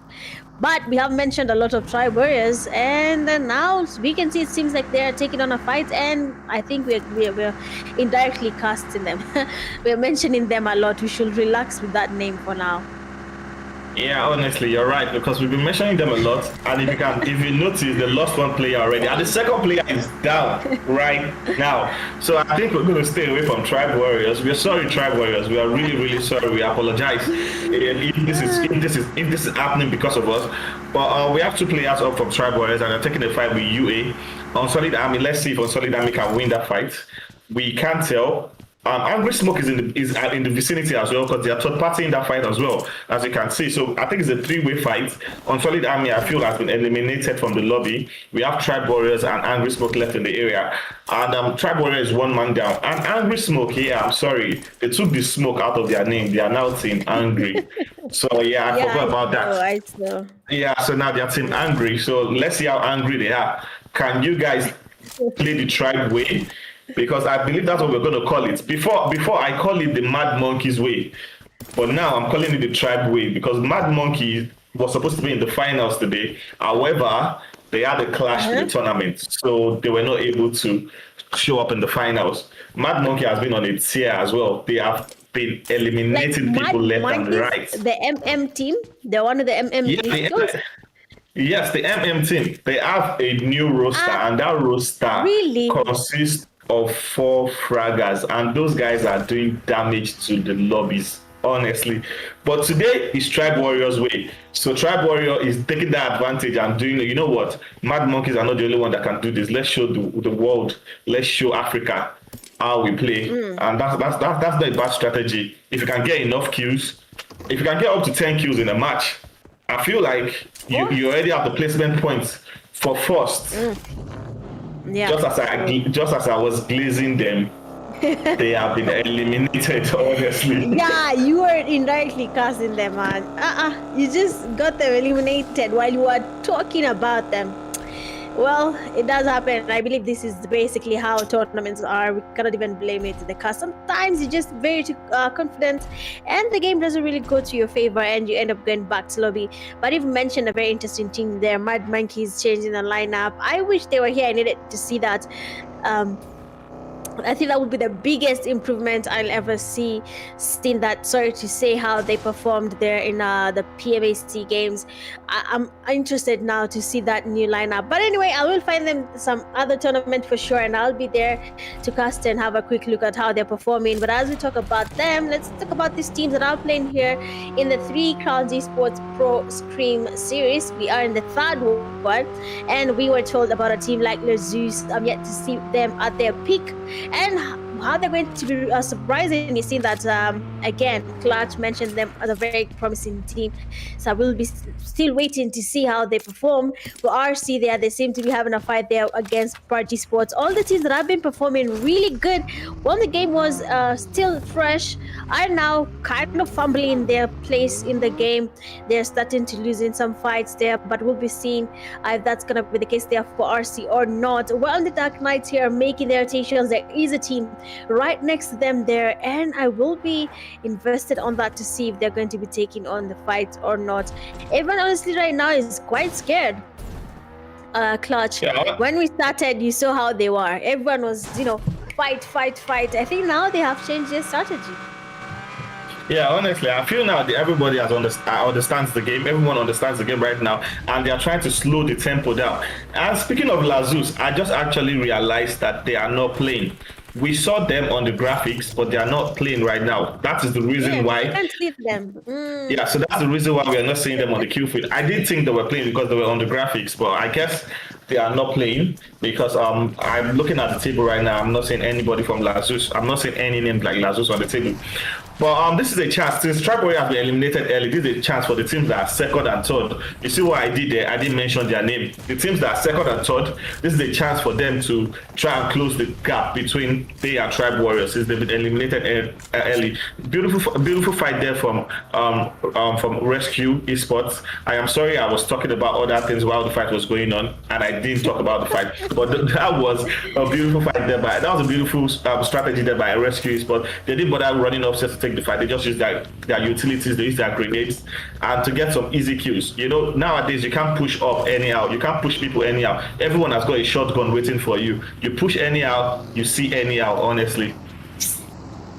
That's actually true. You push away, it's like you're going into your home, you're going to be invading someone's property, and they'll shoot you down back to lobby. So I hope they're not thinking like they're home now. They have to be very smart around the game there. And I see you say their name there to Team Angry. I can see a new. I'm not sure if Sahil is a new player in their lineup. I've not seen Sahil, the name Sahil before, as well as Stay. I've not seen them playing for Team Angry. But if they are new, then I'm yet to see what they can do. We have DL. They're there. They do get to spot Sahil. Amazing sprays. They do get good damage, but luckily for Sahil there, he will be making it to cover. Switch playing it safe. Switch is another good player to get at the Aspect. They have good synergy, but unfortunately for Aspect, he's already in lobby. So I think there's going to be a very shaky game here for Team Angry. But again, like I said, if it's a new lineup, then I'm probably going to be expecting new ways around their gameplay, how they're taking on fights. Are they aggressive, passive? I actually like these scrims a lot. The fact that we have all these teams playing with new lineups is actually a good thing, because now I can see and get to understand if it's going to help them, because I believe these scrims are helping them be familiar with the teams in Africa. It's kind of a preparation to maybe upcoming tournaments, so it's a good thing actually. So big up to you, 3 Crowns Esports, for hosting these scrims. Well played, well thought out. It's going to help a lot of teams, so big up to you guys. Going back to Clutch's thoughts there, and a lot of casters here and there. Slime 4KT is still around. Please don't talk about them. Yeah. Just say yes and I'm move not. on. I'm not going to mention their name. I'm just going to say the team that is stored on the table right now is still alive, and I feel like they have a good position in zone. And one thing about them is, oh my God, not again. Temper just to die player from Slime 4KT. That is not me, honestly. That is not me. It's you. Honestly, that's not me, honestly. You can see Dark Knight taking a fight with VORTEX Force as well. We have 2 players knocked. Dark Knight just eliminated the players from VORTEX Force, and VORTEX Esports are going out of the lobby with 4 eliminations, I believe, to their name. I think most of the teams that didn't really perform well are the one performing in this match. The table is definitely going to change. We're going to see a lot of competition on the table right now because most of the teams are racking in the eliminations and they're adding more to their points. We have no Vex as well. They're still alive. I believe they listen to me and they vex like this. They are angry and they want to show us what they are made of. But we have ZEUS Esports taking a fight with them, and we have Temper as well in the building because I just saw 3C lights at the building, and they're around the vicinity as well. So we have 3 teams here. It's a 3-way fight. We have Novex, ZEUS, and we are exposed to the players from ZEUS. Okay, I guess he didn't see you, but so man, you need to. Yeah. That was a beautiful grenade there by Madman. You know, Madman just took out Soul Man. So one of the men, has shown the other one what it's made of. Novex down to 1 player. I believe. Oh my God, he's been surrounded, but he didn't get the shots, and that is it. He's sent back to the lobby. ZEUS with 8 eliminations right now. I think ZEUS have said it to themselves. If Tribe Warriors can do it, we can do it as well. And Madman used to be on the unique team. It's good seeing him playing. It's good seeing him play for ZEUS right now. So and he's won. I think he was the MVP for. I can't remember what tournament it is exactly, but he was the MVP for one of the tournaments that was played recently. I think it was the group stage. Yeah, PMAC group stage. Yeah, I was almost like, what do you mean? You can't remember. Group stage. Yeah, the MVP for the PMAC group stage. So yeah, and he's a beautiful player. I wonder how ZEUS was able to take him away from Unique. I feel like Unique lost one of their best players, honestly, because he carried that team a lot. Yeah, that's true. Madman is a very skillful player. From any side you want him to be your grenadier, he will be there. You want him to be the one just, carrying your meds. He will carry and wait. He won't even force it. But of course, Madman is very skillful. He can play all roles, if I'm not wrong. He kind of plays like a free man most of the time. I'm not sure what role he plays in, was playing for Team Unique, but he plays a lot of roles. I'm not sure if he's given IGL before, but he's a very skillful player and we have to give him that. So seeing that Team Unique was able to take him into their team, that is a big jump for ZEUS MORIS. They have been able to take him from Team Unique, so that's good stuff coming from them. Again, that's why I'm saying 3C is cooking with these Scrims, because now these teams can adapt and practice and become familiar with Africa teams, become familiar with their synergies. So it's a good thing here. And for Slime 4KT, I only know Crusader and Thaga. I don't know about Spider and 77K, unless they are people that I know before that have renamed, then maybe. But most of the teams here have changed their rosters. They have changed how they're taking on games. I'm really excited to see where this goes. But so far, so good. Most of them are playing quite safe. 4th phase of the zone, going to the 5th phase. We have the RC taking on I almost say Dark Knights. And they are also not having an easy day here. Angry, also third part in the fight. A couple of knocks there. RC getting a lot of numbers down, and they need to be careful because now Slime 4KT as well is third party in the fight. They know there's a fight here. They want to at least get some eliminations along the way. So a lot is happening for Abu Bakr and his teammates. They're getting knocks towards them. RC there, Fedro cooking up a grenade. It might just be a good one on Dark if it is good, and it is actually a good one. Does get a knock and a Thursday. Actually, the knock is from Slime Thugger. He's watching the fight. He can see the players. They're trying to get that revive. RC player has to move. Oh wait, never mind. He got COVID back to lobby by the Dark Knights. Whatever is happening right now is the most confusing fight you'll ever see. Surviving this will need a lot of composure. Without this, GG's, my friends. GG's. Yeah, honestly, like there have been third party, fourth party, fifth parties. The party never stops. Honestly, everyone is trying to get kills. Wherever the fight is, you see a lot of teams looking in that direction, trying to get some kills. And the reason why this is happening is because of the area the fights are happening. This is one of the most difficult areas to play in the zone. Honestly, it is very difficult, even for professional teams. When I say professional teams, I'm talking about PMDC teams. This area of Erangel is one of the most difficult areas to play because you barely have enough covers. You have to play on the open ground, so you have to use the stones. And I feel like there are just 2 or 3 compounds that are playable in the zone right now. And that's one of the reasons why there are a lot of people that have sightlines to the fights that are going on. But Slime Focket is still here, and now there are 5 teams left. I think this is their chicken dinner, you know. If only ZEUS Morris are the only team I feel like have the chance to stop Slime Focket. But as I say that, ZEUS Morris is outside the zone, and I feel that's going to be difficult for them to get into the zone. If only they have to take on. Oh, there's just 1 player left for them to take on, and that's Ninja. I guess they're going to have an easy path into the zone because just 1 player left. What? And I'm definitely sure he's going back to the lobby. Or is he going to do a 1v4? I doubt it, but let's see if he's going to do a 1v4. Slime Focket here as well. Slime Focket got 77k. I'm taking the fight with Dark Knights. I myself, I was about to say Darkness as well. He was taking the fight with Dark Knights. And I think 77 gods is Bego. I am not sure, but I feel like that's Bego on the Slime roster. I feel like that's, I feel that's Bego. I'm not 100% sure, but I think that's Bego on the Slime roster. And Slime Focket is taking a fight here with DL. And I feel this is going to be difficult for DL because they're outside. Slime Focket has got cover to themselves. And you can see the utilities on Slime Focket. They still have enough grenades on them. So I feel they're not going to push out. They're just going to try and use their utilities to their advantage. Oh no, we have people third party in that fight. And Slime Focket right now is getting pressured from all angles. Teams are trying to get eliminations on Slime Focket. Some are working, some are not. Already Guts is down. Thaga, they're trying to cook up a grenade. DL giving them the pressure as well. Teams third partying, grenades connecting, and the nade there from ZEUS Moris does connect actually, and Thaga is down. Actually, 3 teams are finally here. Crusader getting sprayed by the DLs, trying to get into the cover, but this place is quite risky. 1 good grenade and we'll be seeing Slime Focket going back slowly. More sprays, more grenades. Slime Focket is on the red zone. Everyone wants a piece of this team and it's not really working yet. They only have 1 player down, that is Thaga. The others are quite damaged. No one is in lobby. They are quite composed here. They know what they're doing. They're trying to smoke up the area. They have grenades coming from every single side. DL getting the revives. ZEUS Moris closing on them there.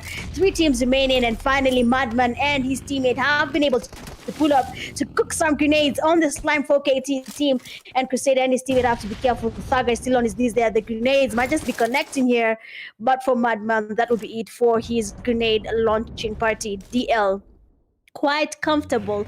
They know that there's a fight here, but they are not taking it yet because they want to see who are we really going against. Is it going to be ZEUS Moris, or are we going to be fighting the Slime KT team? Everyone right now wants that chicken dinner. It is closing in. The zone is there. The damage is in. Grenades are over.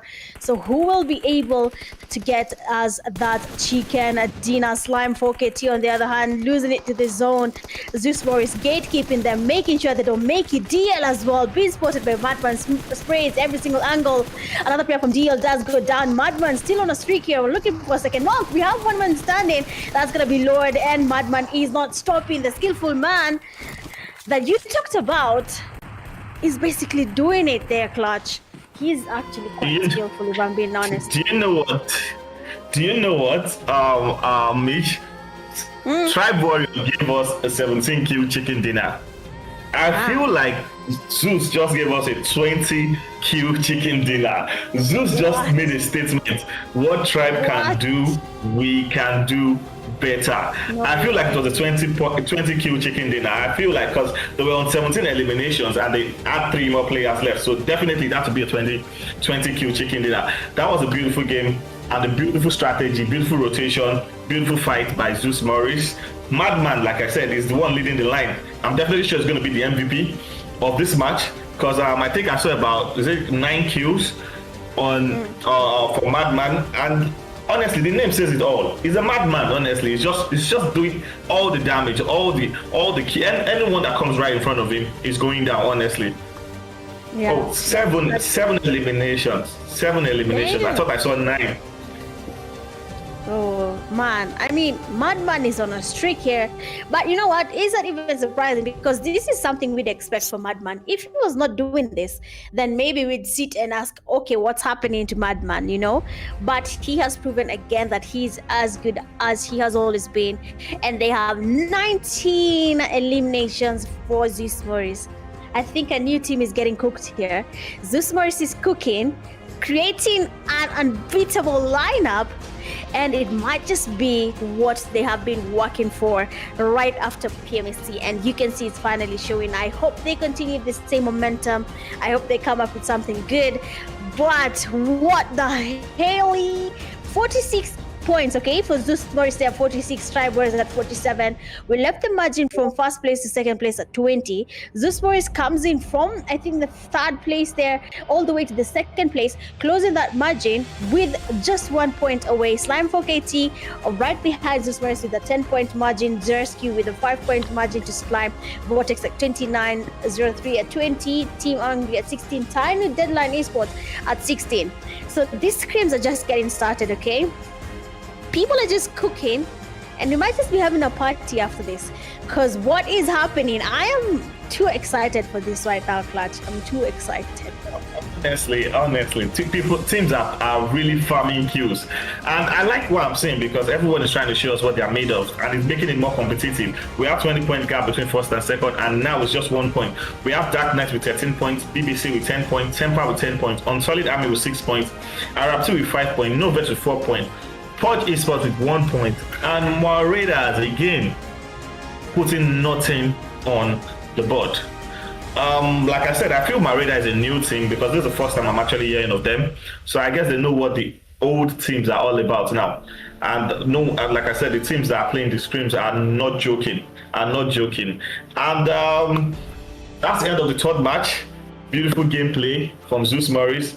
Currently they are the team with the most elimination in the match for the scrims. 19 eliminations. They told Tribe Warriors that what you can do, we can do better, and they made the table much more competitive because now the difference between first and second is just 1 point, and with the fourth match being Miramar, I guess we look. I don't know if we're going to see a new leader, but I'm hoping we get a new leader just to make things much more competitive and much more interesting. Or what do you think, Mitch? Yep, it's getting interesting by the minutes. We don't want to jinx anyone. But of course, we have really enjoyed this third game. I can't wait to see what game 4 and 5 have in store for us. But before we get there, of course, we have to take a quick break, and we'll be seeing you guys right after the break. As usual, do not go anywhere, just like, sub, and relax. BRB.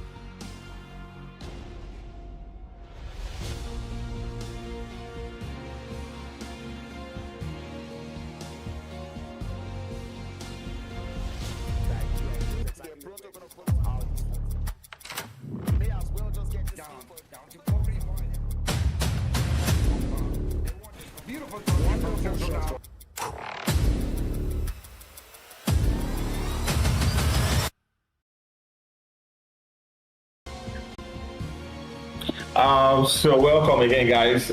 We have the fourth match coming up, which is going to be a Miramar. We have double dose of Miramar coming up next.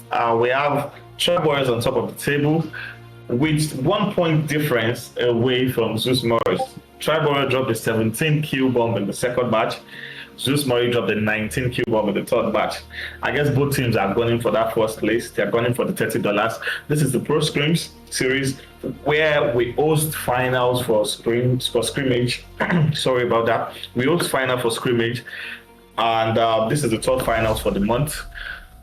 We had Lazuz as the first winner from the first week. We had Mad Monkeys as the second winner from the second week. We are looking for the third winner this week. Currently, Tribe Warrior is sitting on top of the table, and I'm co-casting with Mitch Gaming. With Mitch Gaming, you have to say the whole name. Anyway, what's up? Yeah, sorry about that. My mic was off, but I was talking, so it's. Anyway, my apologies on that, but I'm actually excited. We're going into that Miramar, land of the dust, land of where people kind of hustle their way for that chicken dinner, and I'm really excited. We have been here for the 3 games with Clutch. We have enjoyed all the action you guys have brought to the table, but now that we are going into the last 2 maps, that is Miramar on both games, I think that is where we're going to be having a very interesting night here. Clutch might just be going to sleep very shocked with what is about to happen. You've talked about Tribe Warriors and also ZEUS MORIS. I mean, the match is only 1 point away. So if both teams decide to fumble one small mistake, and they will be basically bridging a very big gap, depending on what happens. If you go back to lobby early, that's it. If you go back to lobby as the first team in the chicken dinner, that's another big gap. So these 2 teams, I think, will be seeing kind of a battle there in this 4th game. Yeah, you have a point there, honestly. Once one of them makes a mistake, that gives the avenue for the second team to actually try and take advantage of that and build in the gap. But according to what I am seeing, I think ZEUS and Dark Knights are dropping at Chumasera, and that could be an advantage for Tribe Warriors. If Dark Knight can take out ZEUS, that's going to be an advantage for Tribe Warriors. But Tribe Warriors themselves, they're not going to have it easy, because I can see a lot of teams in the vicinity where they are going. But I think they're going for San Martin, and it's just going to be there landing in San Martin. And I think that is perfect. They have no one contesting their drop spot with them, so I think they're going to loot up, and they're going to be able to rotate pretty much easy into the zone, because we have the zone around the southern part of the map. We have Los Leones in the middle of the zone, and that is one finish I'm always looking forward to in Miramar map, because it's always chaos everywhere, so many tall buildings, and we have Deadline taking a fight right now with Rescue Esports. One of Rescue Esports has been taken out of the lobby. Deadline were they were second in the last match. I think they tried their best to get some eliminations, but I don't think they were able to put some eliminations on the board. I don't think they were able to eliminate any players in the last match. But however, they did a good job actually placing third in the match. I think that's about 5 placement points, so that's something to add to their current score on the board. And you can see, I don't know how to pronounce his name. I wish I knew how to pronounce his name, because it's a bunch of letters and numbers. Is Zephy? I'm just going to call him Zephy. We can see Zephy taking shots at some of the players from Rescue Esports. Rescue Ford or so. I think that's Ford, right? Rescue Ford is on 1 HP, but I think it's going to be able to escape out of that engagement. I don't know what Rescue Esports were thinking, actually landing here, and I'm not planning to take a fight. They are so scattered, and it's going to be easy for Deadline to isolate each players and take the fight. As you can see, they are forming up on Pyrus already, and I think they intend to push the player that is in this building right now, Mitch.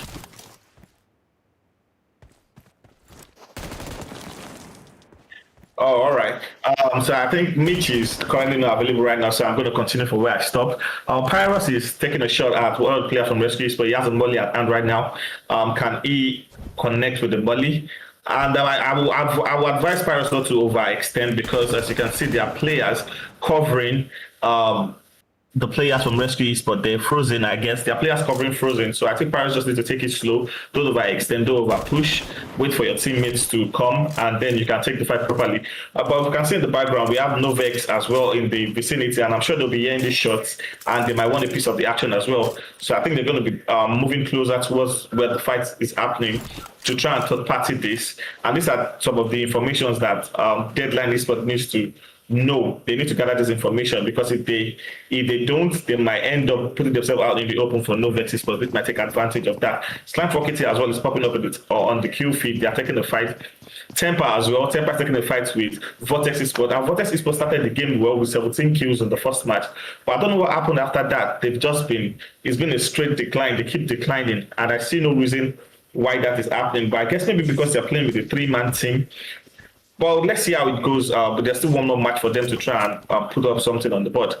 We have Temper Esports here and Podge Esports as well. Is a team that I was looking forward to. Podge Sticks is an amazing player, but we are yet to see what he's made of, honestly, because he's not been getting the eliminations, and the team, they need to work more together. I don't know if it's an IGL issue. I don't know if it's a communication issue, but I feel like they are capable of doing better than they are doing right now. We have Temper Esports with 3 kills already. I wonder where they got that from, because Podge Esports is still 4-man here. So I believe they must have taken it. They took a fight with VORTEX, yes, the white VORTEX, and that gave them the 3 eliminations. And they are about to engage in another fight with Temper Esports. So I guess Mitch is back. Mitch, I'm going to let you take over from where I stopped. ZEUS Esports is in the screen taking the fight with Dark Knight already. Yeah, sorry about that. Had to put on some backup Wi-Fi. This electricity want to joke with me. But don't worry, I'm here. I'm locked in. And like you've said, there seems like we have some teams that are taking on some early fights, which is not... a good thing. Some of them have already secured good eliminations. The Dark Knights there, we have seen them already taking on the fights.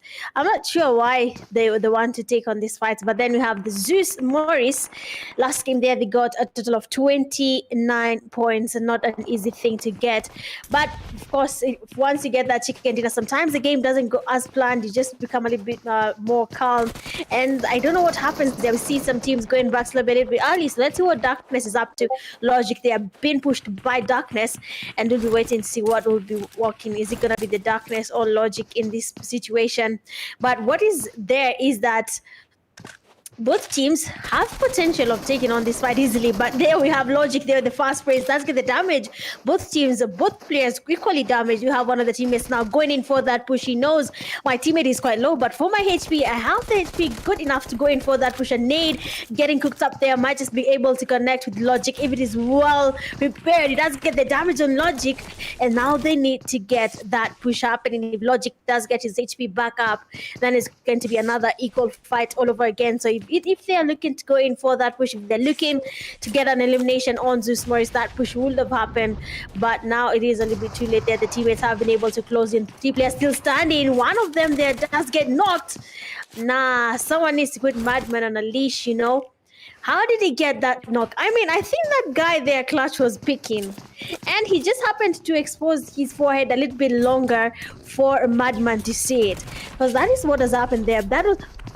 Nah. GG's. I'm not even going to say anything else. GG's. Honestly, Logic was like, you know, Madman, I need you right here. This is your area of expertise. Come and do your thing. And Madman was like, all right, I'm coming. Honestly, Madman. So, like you said, someone really needs to put Madman on a leash. I am surprised nobody is in the zone.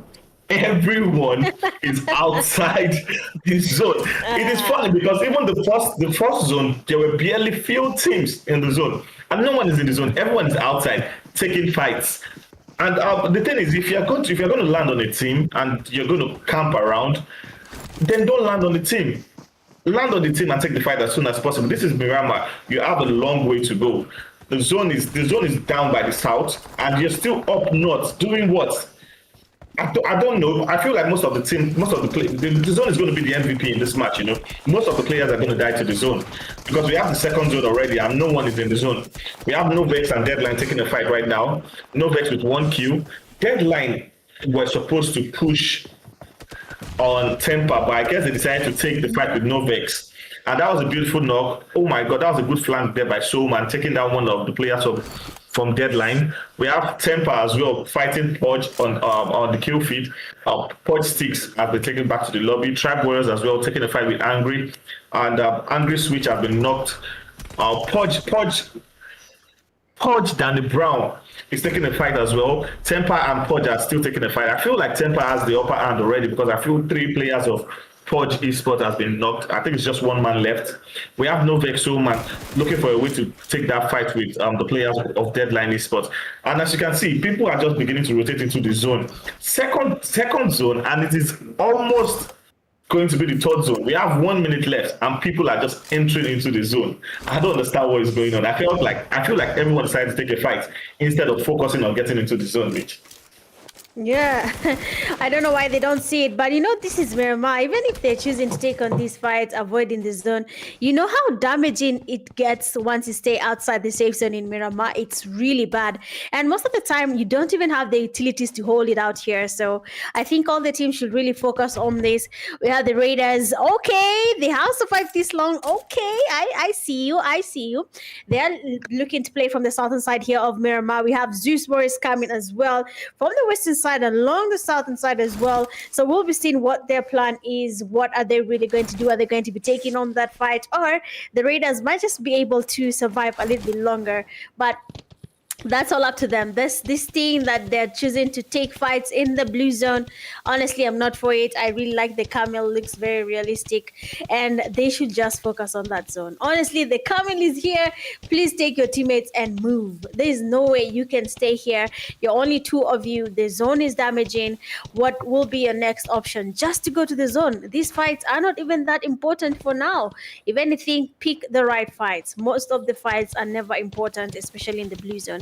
But as you talk about this, it seems like Parage Esports has been able to take on Temper, and they have taken them back to lobby. All these teams right now need to focus. 03 Brothers making it to the zone. Slime 4KT in the zone as well along Impala.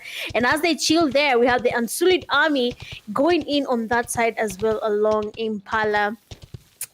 Clutch, when you look at Miramar and you see how people are choosing to stay in that blue zone, Miramar is not an easy map, and we saw you giving them advice on Rondo. So please advise them now when it comes to Miramar.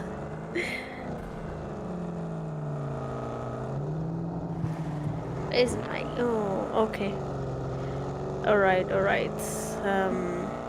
I'm not sure if his network is okay. Clutch, are you saying anything? I think, let me see. Yeah, I think there's an issue with his sound or something. Yeah. Okay, so as he figures that out, we see like Slime 4KT, amazing space there on Unsullied Army, and that does confirm their knock and an easy. Thus, now we just one of the players there from Unsullied Army being eliminated. Slime 4KT, on the other hand, along the edges of the zone, should probably look into going towards that safe zone. They need to be as safe as they can be, because staying out here is not a good look for them. They should really focus on being in that safe zone. It is going to be a very hard fight. As soon as the zone closes in, they're going to be exposed to people that like waiting around the edges of the zone, and it's going to be very, very bad move there from them. RFT Esports eliminated as well. Now with just 10 teams remaining, again, this is Miramar, very wide map, a lot of room for error, but if you understand it, you're able to make the right call. You need to get to the zone as soon as possible. Oh, he's back. Okay.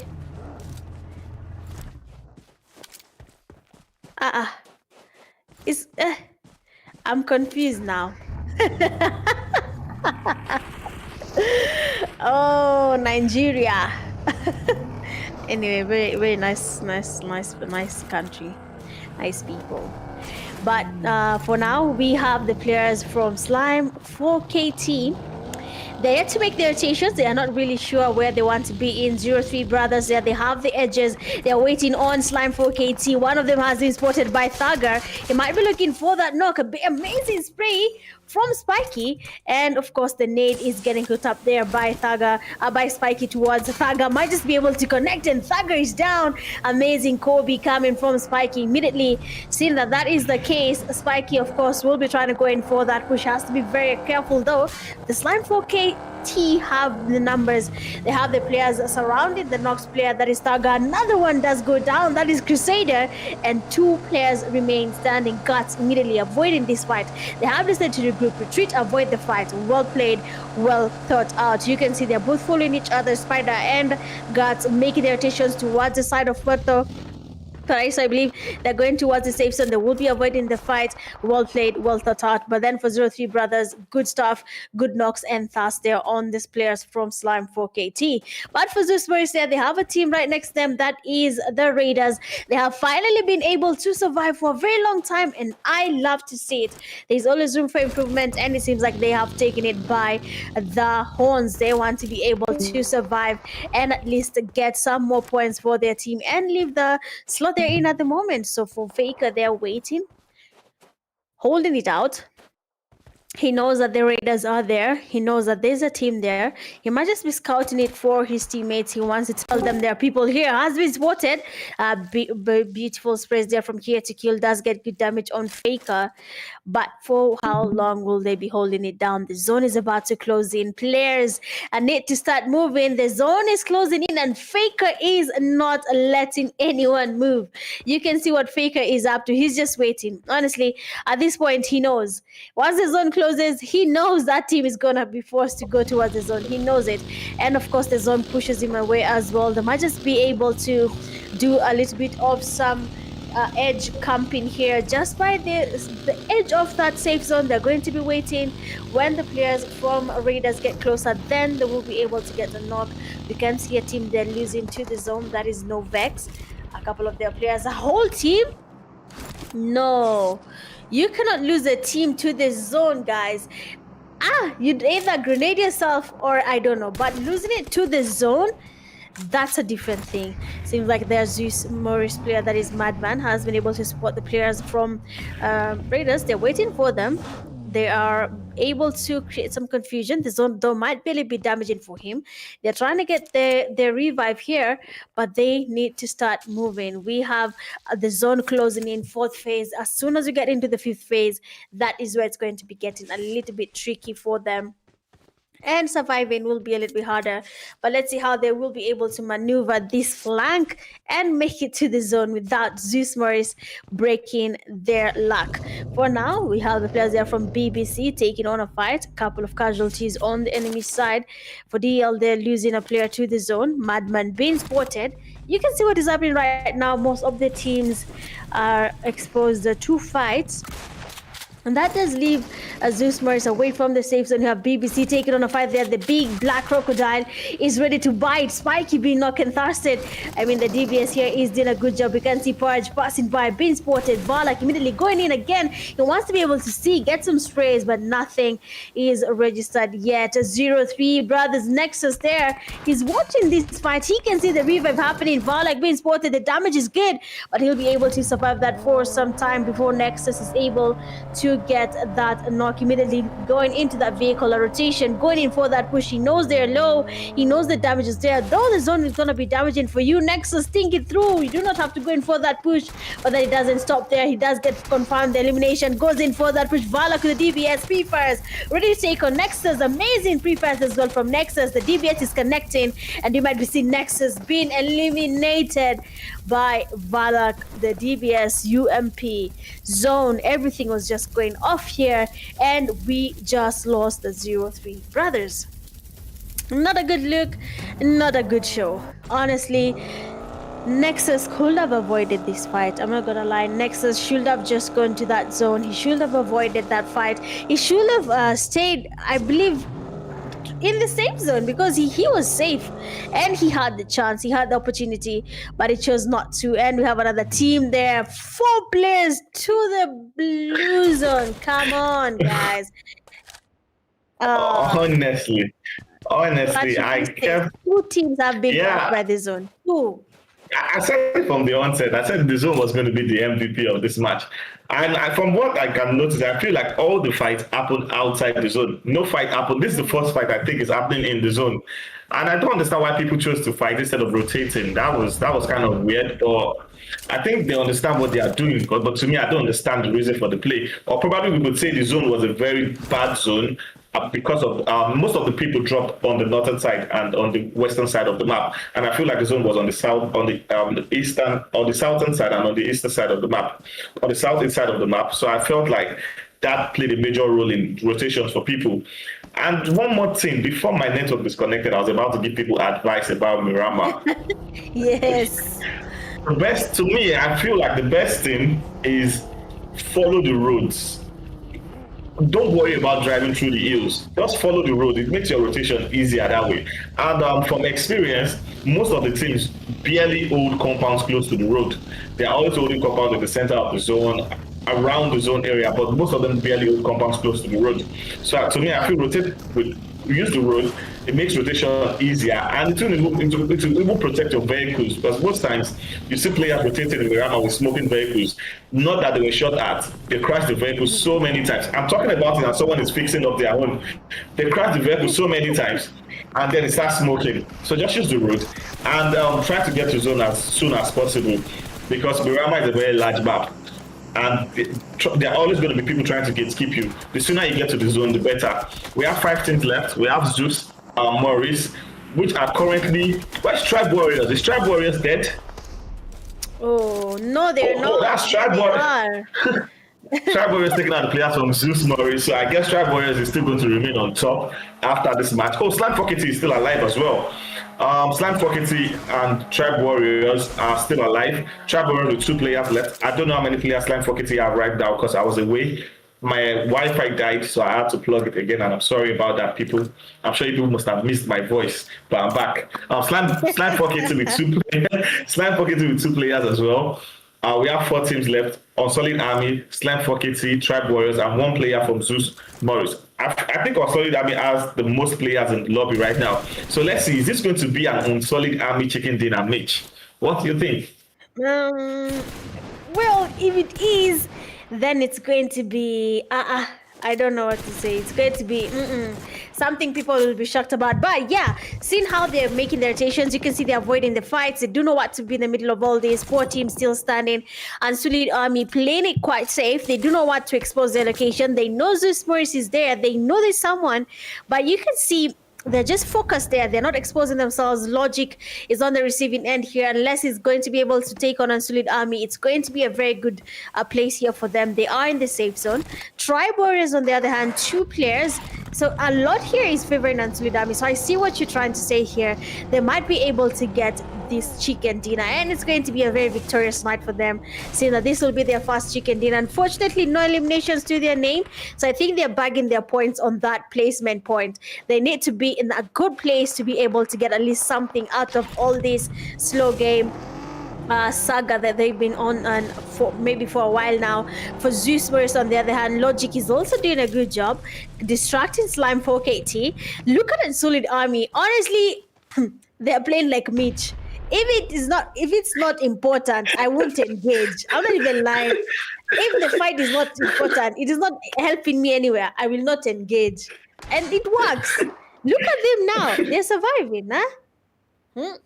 Yeah, they're surviving, but I don't think they have an idea that Logic is in the position that he is, and that could cause a lot of problem to them. I feel from that shot now, they should know of Logic's position. They should know there's someone here. I'm expecting to see utilities from them, like grenades. And Tribe Warriors are not one of them already, and you know Tribe, they're going to push that. Tribe are definitely going to push that. And that was close to knocking the second one. And you can see ZEUS Logic is trying to take a fight here with Tribe Warriors. Oh my god, this molly is going to be perfect. I guess that's the end of ZEUS Moris. We have Tribe Warriors versus UNSULLIED ARMY. I'm vouching for UNSULLIED ARMY. I want them to win this chicken dinner. It's been a while. I thought UNSULLIED ARMY win chicken dinner. So I want, even if it's 2 kills chicken dinner, I won't mind. Honestly. Even if it's 2 kills, I would not mind. I don't know about you, Flash, there, but it looks impossible. This looks impossible. Wow. That was a 2v3 there by Tribe Warriors, and that's the second chicken dinner for Tribe Warriors this night. I wanted Unsullied Army to win so bad, but I guess Tribe Warriors had other plans. I didn't keep my eyes on the elimination Tribe Warriors had, but I believe they had about 8 or 9 eliminations, if I'm not wrong. And that's a beautiful game again by Tribe Warriors. Back-to-back. Sorry, I said back-to-back. 2 chicken dinners tonight. I guess they're making a statement to ZEUS as well, telling them that you guys are not coming for our position. We are taking this tonight. And it looks like that's the plan that they have. Yeah, because what? This honestly, Tribe Warriors is farming, guys. You know how you take a whole spade and you go somewhere and just, farm for a whole day. This is what these guys are doing. Like, I don't know about them, but Tribe Warriors, big up to you guys. Well played. They've done a good job. MVP, Tribe, Chinese guy does get himself 6 eliminations, but in total they have 10 eliminations and a chicken dinner that gives them 10. So 20 points in total. The leaderboard is changing. It is changing and it is doing good. Honestly, I don't know about you, but these scrims, you know how you can watch a scrims and just be happy for no reason? Well, the reason is the teams are doing great. I love what they're doing. I love how they're taking on fights. Tribe Warriors finally listened to you for the second time. They didn't really get to what they've done. They've not really farmed like Erangel, but they've gotten that chicken dinner while doing what they do best. And the margin again gets bigger. I told you, either you win or you lose.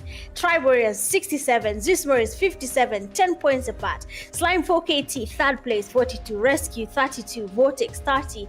Look at that margin, quite tight here. It might be another very interesting last game. And then for 03 Brothers 26, Team Angry 18, Tiny the big black crocodile. I don't know what they decided with that, but I don't know. Every time I see it's a big back. But anyway, the big black guys are doing good. It's kind of a tongue twister to my Kenyan self, but yeah, may they continue that name and change it, please. You know what is going to make the next match interesting? If Tribe Warriors decide to drop on ZEUS MORIS. Because if they drop on ZEUS MORIS, they've definitely won the game. If they can win the fight, if they drop on ZEUS MORIS, they've definitely won. Because I believe it's about 20, if not 25 or 26 points between they and third. It's not as if it's not something that can be done, but however, with the way Slime 4KT is playing tonight, I don't think they can cook up a 15-kill chicken dinner today. They have been trying their best to be consistent, because without the chicken dinner, they are still third, which is not bad. But Tribe Warriors is not here to joke, and I feel like ZEUS Morris are not here to joke as well. If I was Tribe Warriors, it's either I drop on ZEUS or I land as far as possible from everyone, and then I just claw my way into the zone slowly, try and get the top 5 finish. If we can get the top 5 finish, I feel like that would do it. We have Deadline is with 18 points, Temper with 16 points, Dark Knight with 14 points, Unsullied Army with 12 points, Arabti Esports with 7 points, Purge Esports with 6 points, No Vex with 6 points, and finally, Marauders have been able to put 2 points on the table. Finally. Yeah. It's on placement points. I think they listen to me. If you can't get the elimination, try and get the placement. So they got the placement point with 2 points. Marauders, we're sorry if it sounds like we are trolling you. However, you guys need to get better, honestly. I'm sorry if that's how it sounds, but you guys need to get better. No Vex. We did not see any Vex from you guys. Honestly. Purge Esports, nothing as well. They are not vexing. Purge Esports as well. Arabti as well. Unsullied Army with 12 points, 6 eliminations, 6 placements. If they had won that would have pushed them up the leaderboard a little. However, they were not able to do that. That was third placement points with 0 kills. How do you get third and have no kills? That is not called for. It's uncalled for, honestly. But like I said, it's a scrimmage. You guys can learn from the scrimmage, and you guys can get better as well. We're going to go on a short break right now, and when we are back, we're going to have the 5th and final game, which is going to be a Mirama, and we're going to know who's going to be the winner for the 3rd week. Take care, guys. You are me.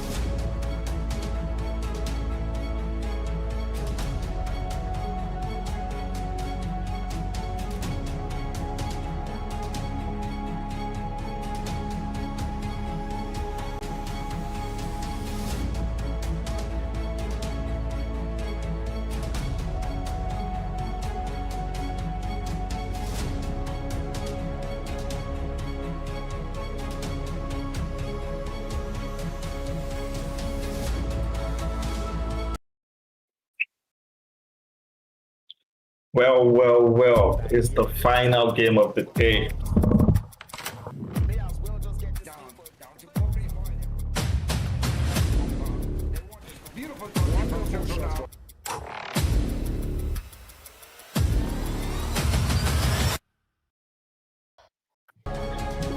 Well, it's the final game of the night, and it's going to be a Miramar. We have 10-point difference between Tribe Warriors and ZEUS MORIS.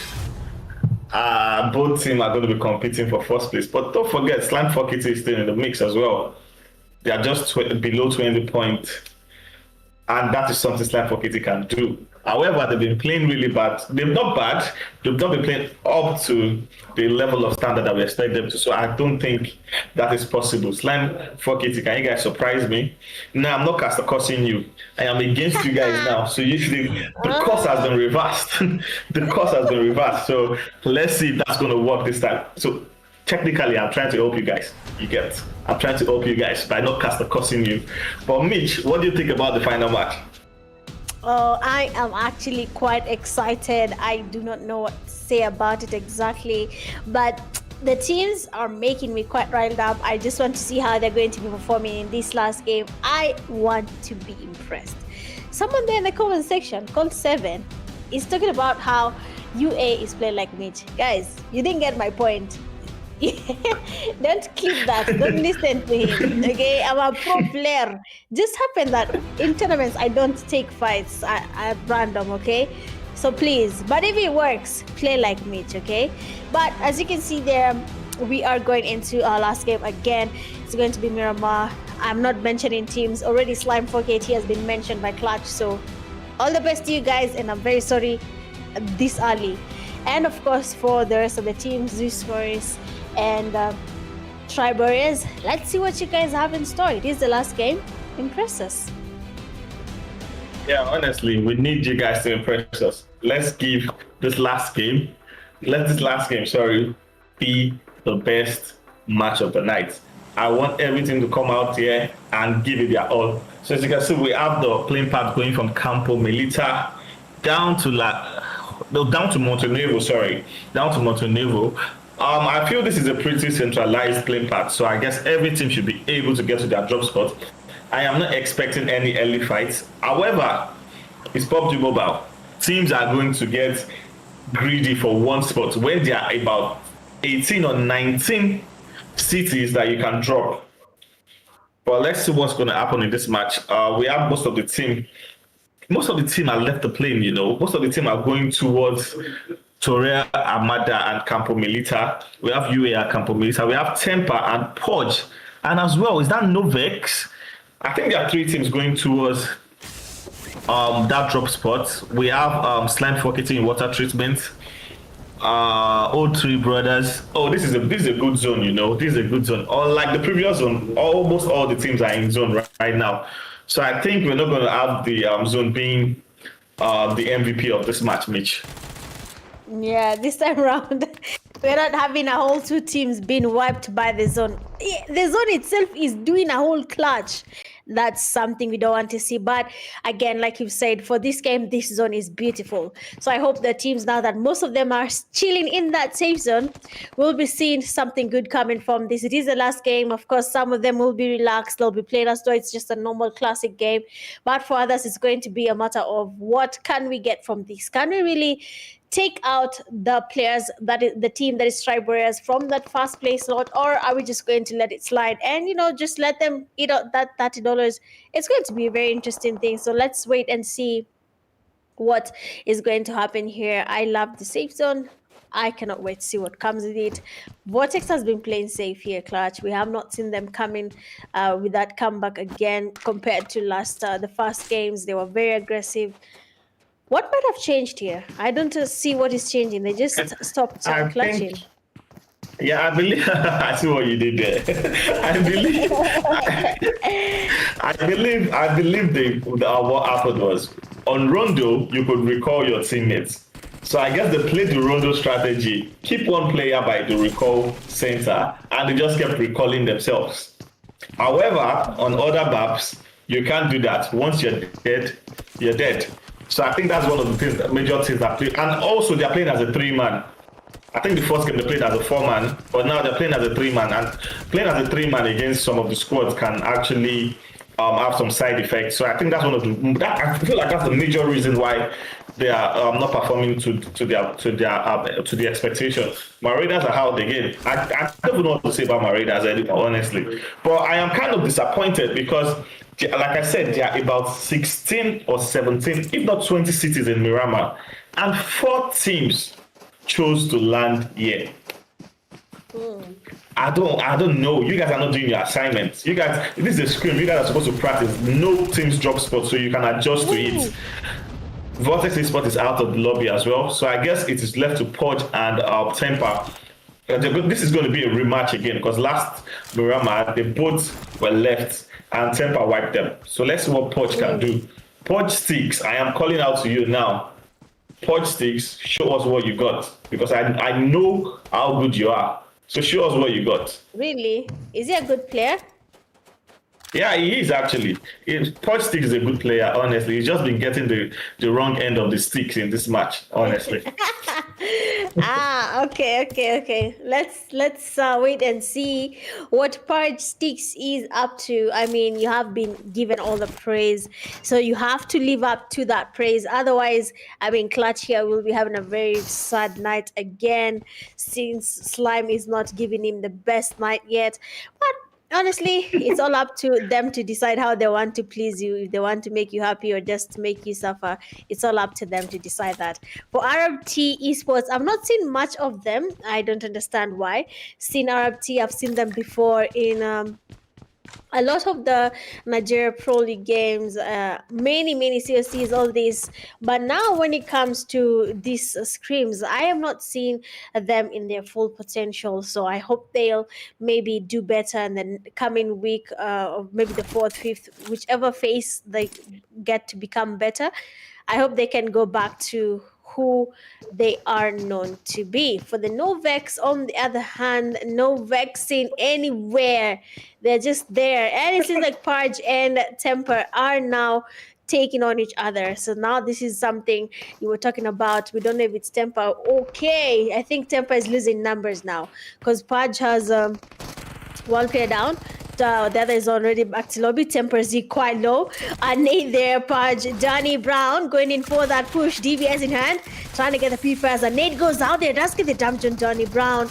And he is quite low now. Temper being aware of this. Zeke trying to heal up here. And we have another knock there. Pudge Esports is losing to Temper again. Sticks quite far from his teammate, trying to get some help there. But it's not going to work anymore. He's the only person standing. One good spray and it's gonna be GG's for Sticks. So again, no one wants to make you happy. What's the problem? Honestly, I don't know what the problem is. I don't know what the problem is. I think in sports, I'm going to stay away from teams. Honestly, I'm not going to say anything about players. I'm not going to say anything about the teams. I'm just going to try and cast and focus on the match. But Temper won the last fight with Podge, and they're doing the same thing again. So I guess they say fool me once, shame on you. Fool me twice, shame on me. So I guess Podge have clearly made it obvious that they need to change their job spot, because if they continue landing here with Temper, I guess it's going to keep ending the same way. But let's see, Stick is left, Let's see, can he do the one before? Sticks. I talked about, nah. That's not possible. That wasn't what I expected actually from Sticks, but like I said, it's GG's, it's PUBG Mobile. They expect the unexpected. Yeah, that's actually true. I mean, PUBG Mobile, anything happens, right? You can say, oh, I'm going to win this, and then things don't go as planned. So this is something that we have expected, of course, there. But we have the Dark Knights taking on the Tribe Warriors. Touchby is down. A second knock on the Dark Knights. Abu Bakr being the last person standing. What? God. That is the most lethal shotgun. Look at his HP. Oh my God. Honestly, that was last HP clutch. That was last HP clutch. But honestly, that Abu Bakr, what were you doing? Why were you not prefiring? Why were you waiting to see the player before you shoot? Honestly, it was just one shot away. I wish you could go back to the scrims, go back to the stream, and watch it. One shot, just one shot. That was all you needed to win that fight. But that would have been very dangerous for Tribe where they have lost that fight, because ZEUS MORIS would have had a chance to try and take over from where they stopped. We have Novex and is it Esports? Yeah, I feel like it's Esports. Arab T Esports, sorry. Novex and Arab T Esports taking the fight. Novex are vexing already because we have two of Arab T down, one player left. So we have three of them down actually, it's one player left. Novex are actually showing us right now that they are getting the hang of what the lobby is now. It's going to be a 1v1 with kills and the rest of Novex. But can you 1v4? Can you do what Obscure did yesterday? Can you 1v4? That's one down. Take him along with you. Now you need to go back down and confirm that kill. Come on. I mean, these teams are playing it good, but they're losing. Take the kill with you. Honestly, take the kill with you. I don't know what's happening. What? Nah, no vaccine. They're vexing. Now they're doing good now, but it's a little bit too late to be vexing. Like you had 4 games, 4 whole games. Now you're waiting for the last game. After this, no one will be vexed. They'll just go sleep and it's done. Just easy.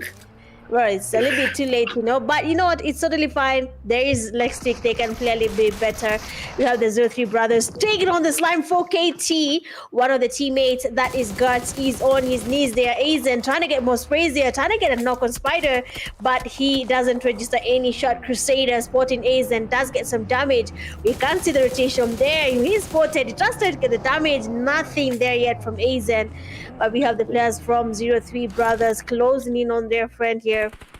They want to be able to give him some cover as the players from Slime 4KT try to get the revive on their knocked teammate Thaga. Their perfect rotation, what they needed, and Thaga is low. Who is that spraying that good? Thaga should wait and maybe get that healing happening before he can continue spraying. The players from 03 brothers seem to be quite angry. They have an agenda and they need to get this chicken dinner to at least go up in the leaderboard.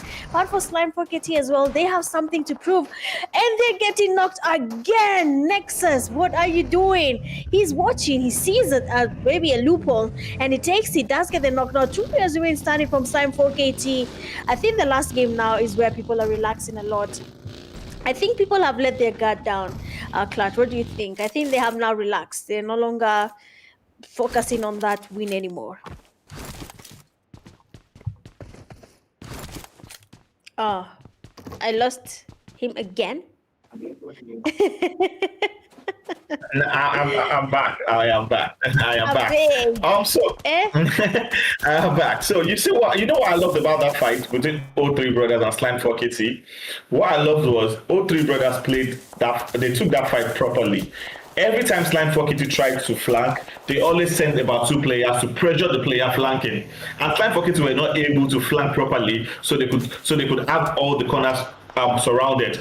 And I love that. We have Nexus taking out took out some of the players from Slime 4KT. I saw on the Q feed that some of them have been knocked. And you asked, who was that spraying Togger? That's Aizen, the player I told you about earlier in the first round girl. He's actually a very good player as well. I am calling out these players, so teams that are looking for players can start scouting them. If you are looking for players, you can scout them. And I think it's all 3 brothers going to lose the fight right after I just finished talking about them. What are they doing? Today people are not making you happy. They have said this guy can just go and sleep. That's okay, but then you have their Crusader trying to get a clutch here for his team. He's the only person standing. 03 brothers, 2 of them down. That is, I think, Fronzy, I believe, is actually good on the HP there. Good trying to get his HP up. Sorry, he's quite low. He has to get the healing happening before Crusader closes in. Both players really low on HP. Crusader trying to heal up. Fronzy as well, healing up. They wanted the revive to happen, but Fronzy could not do it. He needs to heal up. He needs to get something happening, and that is basically get that win for 03 brothers. One amazing grenade will be a Kobe on Crusader's face, and it doesn't really connect there. Crusader is quite lucky. Fronzy is still trying to find a way there. DBS being clocked, and he wants to use it good. Otherwise, Crusader here is not enjoying this at all. His teammate getting tested by the zone. He will be losing numbers. He will be losing the place for his team if he's not able to take on the last player for the 03 brothers. Does get the smoke in there, trying to confuse the enemy, but for how long? We have them going in for that push. Crusader Molly in his hand there. Grenade is getting cooked towards him. Might just be a Kobe or a guy there. The nade goes in. Crusader lucky again. The nade doesn't connect. The push finally happens. What? You just jumped into the spray. He was like, guys, and he was tested. My days. What is happening there? What just happened there, guys? Come on. But then Slime 4KT Crusader, they're well played. Good stuff coming from you. This is the last game of the night. Everyone is a little bit relaxed right now. Chicken dinners in mind, placement points in mind, eliminations in mind. They just have to make sure it finally works out. And if it doesn't, then we're going to be telling them GG's and maybe try next time. I'm not sure if my co-cast is back, but are you back? I am back. Yeah, I am. Can you hear me? All right. Sorry about the disconnection again. I bet Yeah, that's I what am. To be honest, like I am kind of disappointed in all three brothers because they're making it look like every time I talk about a team, they always end up Mm-hmm. fumbling. Honestly, Uh-huh. and every time I talk about a team, they end up fumbling. I am disappointed at all three brothers because there were two-man left. If I'm correct, there were two-man left for Slime 4KT, and the two-man actually wiped you guys. All three brothers out. And regarding the last player, I don't know if it's Frozen or who was the last player. How do you take a 1v1 like that? You just jumped into the sprays. I get it, the rest of your brothers are dead. But do you have to go and meet them? Do you necessarily need to go and meet them? You don't push. He had every time in the world to push Crusader. He did not. He had every time in the world to take the fight with Crusader. He did not. You should know Slime 4KT. And you had eliminated some of them, so you know it's Slime 4KT. You should have asked yourself the question, why is Crusader not pushing me? Yeah. Why is he not pushing? Obviously, he is healing up. He has not healed up to the level at which he wanted to heal up. He could have pushed. He could have taken that fight and had the advantage. But Crusader healed up, took the fight with him, and at the end of the day, ended up winning the fight. He played that too calm, and that was the main reason why. Though if he had survived, it's still going to be one man left, and it might have been hard for him to add more points to the game. But however, I think it just. But I don't like the way he died. Honestly, I'm kind of disappointed in that. Honestly. You know, he literally jumped in that spray. Like, he was jump shooting, but he jumped in the spray. Like, Crusader sprayed him easy. It was an easy elimination there. But again, these things happen in competition. Like, you just don't know it when it happens. You're just there, you're chilling, enjoying your game, and just like that, you get eliminated in the funniest, well, lethal way ever. So sorry about that there for the 03 brothers, and of course well played from Crusader. And I have the angry team angry. They're being spotted, and that spray is quite good. Fedro does get a good damage on aspect. Their teammate there is down. That is Frozen. They will need basically to find a way of maybe getting this revive, or just find a way of winning this fight and then get some elimination points for their team. Casino still trying to scout around here looking for the best place to be in. Pedro, on the other hand, is not very much comfortable with exposing himself yet. We have Sahil here making his way to his teammates. They're quite split there for two for two. Sorry, they're well split there. We have Envy, that is Novex, being eliminated. Some of the teammates been eliminated. BBC, the big black crocodiles, are also still in the game. They're playing it a little bit safe. I think now the teams that were leading have relaxed a little bit, and then the ones that were not doing well are finally coming up, trying to get some points. Tribe Warriors is still around. They are still surviving. I don't know about ZEUS MORIS. They have played it a little bit safe here. But then when you look at Tribe Warriors, I mean, 5 eliminations, the margin is at 10. That 5 eliminations keeps it to 15. So I think ZEUS MORIS now should start playing a little bit more aggressive. Don't you think, Clash? What do you think about that? Because now the margin is getting bigger. Yeah, the margin is getting bigger, and from eighth placement points, you start getting from 8th position, so you start getting the placement points. So at their 9th into the lobby, which means there's a probability that Tribe Warriors are still going to get some placement points to that 5 kills that they have. Right now, all ZEUS MORIS can pray for is Tribe Warriors dying early, so they can have an advantage. Probably try and win the game, get a chicken dinner, and that should be able to help them. But ZEUS MORIS is popping off right now. They have 2 knocks already on 2 other teams. I know Temper was one of them, but I feel like the Temper have gotten their revive actually. But I saw ZEUS MORIS popping up on the kill feed. I didn't pay attention to which is that they were knocking. ZEUS MORIS is trying to get some kills as well. They have 2 kills to their name right now. Tribe Warriors have 5. I believe. So that takes the difference to 13 points difference right now. And I believe Tribe Warrior has been eliminated. Yeah, Tribe Warrior has been. So what ZEUS MORIS needs to do right now is get a chicken dinner with as many kills as possible. This is where the game gets interesting, Mitch. Honestly, this is where it gets interesting. Exactly. I mean, now that Tribers have been put out of the equation, ZEUS MORIS has a chance of closing this margin. All they need to do is survive. But even as you're talking about them, seems like the big blacks have finally spotted them already. One of their teammates has been knocked and fasted. Fights there alongside Temper. We can see some knocks, beautiful grenades there, beautiful sprays.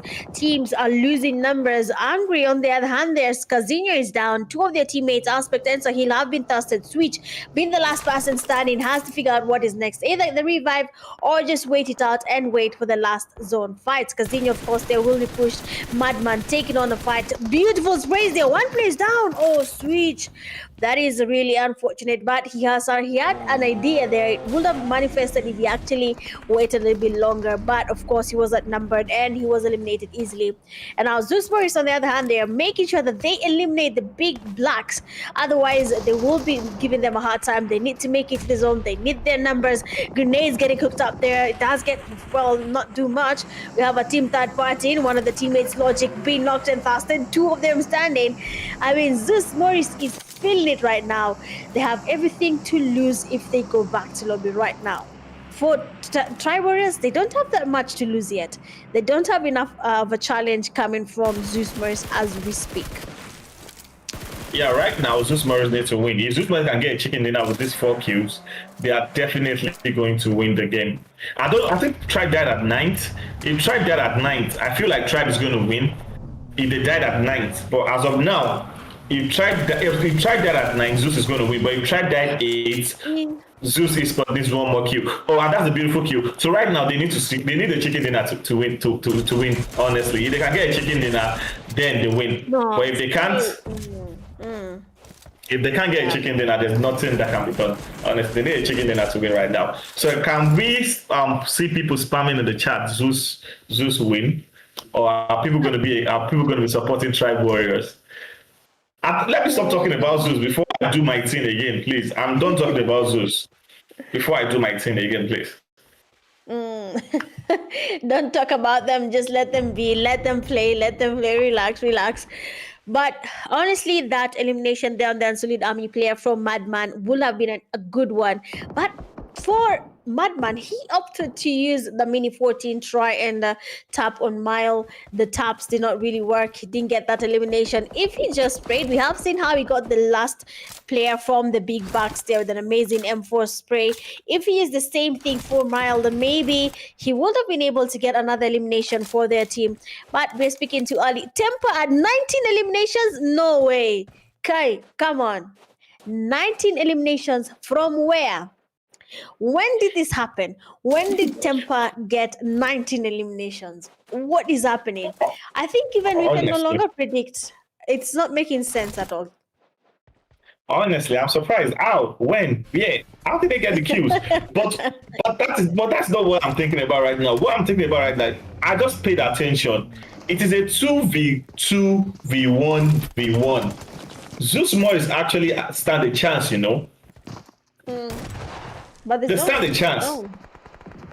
Yeah. Oh, the zone just fucked them up. Honestly, sorry for using the F word. Sorry, the zone just ruined everything for them. What? Nah. What? Madman. What is happening? Nah, Madman. Nah, that wasn't what we're expecting from you. Honestly. Oh my days. Whatever is happening there, honestly, ZEUS, they had a chance. And for Madman there, I think he didn't know that when the player there from Unsullied Army was going in for that push, he didn't really know that this player was low. If he knew, I think he would have gone in for that push. But of course, there's no way to know. He's not watching the game from our POV. He's watching it from his own POV. So it's a little bit tricky there. And you can see what Faker is doing. He's playing it safe. He's quite quiet. He's snaking it out. He doesn't want to expose his location. Mile, on the other hand, there does go in for that push. I don't know if he's going to be the person who eliminates the players from ZEUS MORIS, but then Faker there, the UMP, and an S12K. Whoa. And Mile and Unsullied Army just got ZEUS MORIS out of the race for that first place position for this weekend scrims. Oh my days. Yeah, look at the irony of things. The player from UA turned out to be the one to save Tribe Warriors. Wow. We can literally call UA the reason why Tribe Warriors won, because they were the one that gave Tribe Warriors the second chicken dinner. Wow. It's a 1v1. It's a 1v1 right now between Crusader and Six God, I think. Crusader and Six God. This is a 1v1. Can Crusader say, oh no, he doesn't know about Six God's position. He doesn't know about Six God's position. And Six God took that chicken dinner away from him. That was a beautiful chicken dinner there by Temper. They decided to show us that Tribe Warriors and ZEUS are not the only one that can get high kills. I think they did over 20 kills. I believe they did over 20 kills. If not 20 on the dot. Yeah. Temper Six God. Yeah, Temper Six God with the MVP with 7 kills. So I'm wondering if he has 7 kills, that's left with 13 kills. How did they share the remaining 13 kills? Everyone on the team was carrying heavy. Honestly, they were carrying heavy. Yeah, I said the 20 eliminations. As you can see, Temper with 20 eliminations, the highest kills we had tonight. And where does that put Temper on the table? I don't know, but I think we already know who our winner for this week is, Mitch. Can we say it together? No. I believe. Yeah, so we're going to the leaderboard. And as we can see it, guys, the winner for this week is Tribe Warriors with 73 points. We have ZEUS MORIS with 66 points, Slime Fockety in third with 55 points, Temper in fourth with 46 points, VORTEX was in fifth with 32 points. They played as a 3-man team all through the match and they still ended up fifth. I wonder what would have happened if there were 4 men. We have Rescue Esports with 32 points in 6th position. All 3 brothers, a new roster, and they put in the work as well. 7 with 28 points. Team Angry with 20 eliminations and just 4 placement points with 24 points. We're going to see the next page right now. All that team on the next page is not as if you guys did not perform well. However, it's, like I said, it's an avenue for you guys to learn. We have Big Black Crocodile with 22 points, Deadline Esports with 20 points, UNSULLIED ARMY with 20 points, Dark Knight with 14 points. No Vex, you guys decided to Vex at the wrong time, and it was too late, like Mitch said, with 13 points. Purge Esports with 6 points, RFT Esports with 4 points, and MARAUDERS was able to average 2 points in 6 matches. There you have it, guys. Wow, congratulations to Tribe Warriors for being this week champion.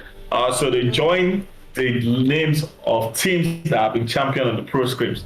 ZEUS won the first week, Mad Monkey won the second week, the third week, Tribe Warriors. And if you want to know about the Scrims, you can head up to 3 Crown Discord server. I believe the link is going to be down on this stream. Head on 3 Crown Esports Discord server. Every Tuesdays and Thursdays there are Scrim matches. Top 8 always qualifies for the weekend finals. So Mitch, do you have anything to say to our people? Yes, sir. Congratulations to the Tribe Warriors. Well played, well deserved. Honestly, we didn't start with that momentum, but when we came into the last games, Tribe Warriors finally decided to start cooking. So good stuff to you guys. And of course, big shout out to all the teams that have participated, and the biggest shout out to 3 Crowns Esports for this amazing Pro Scrim series. It has been an honor to be your caster alongside Clutch. It has been very fun. And of course, I hope you guys have enjoyed as well their viewing and, well, commenting on all our issues. But we love you guys for that, and we hope to see you guys next time. But for now, it's gonna be peace out from me, your girl Mitch Gaming. I don't know about Clutch, but probably I'm it's peace out for me as well. It's peace out for me as well. Thank you guys for watching. I'll see you guys next week. Bye.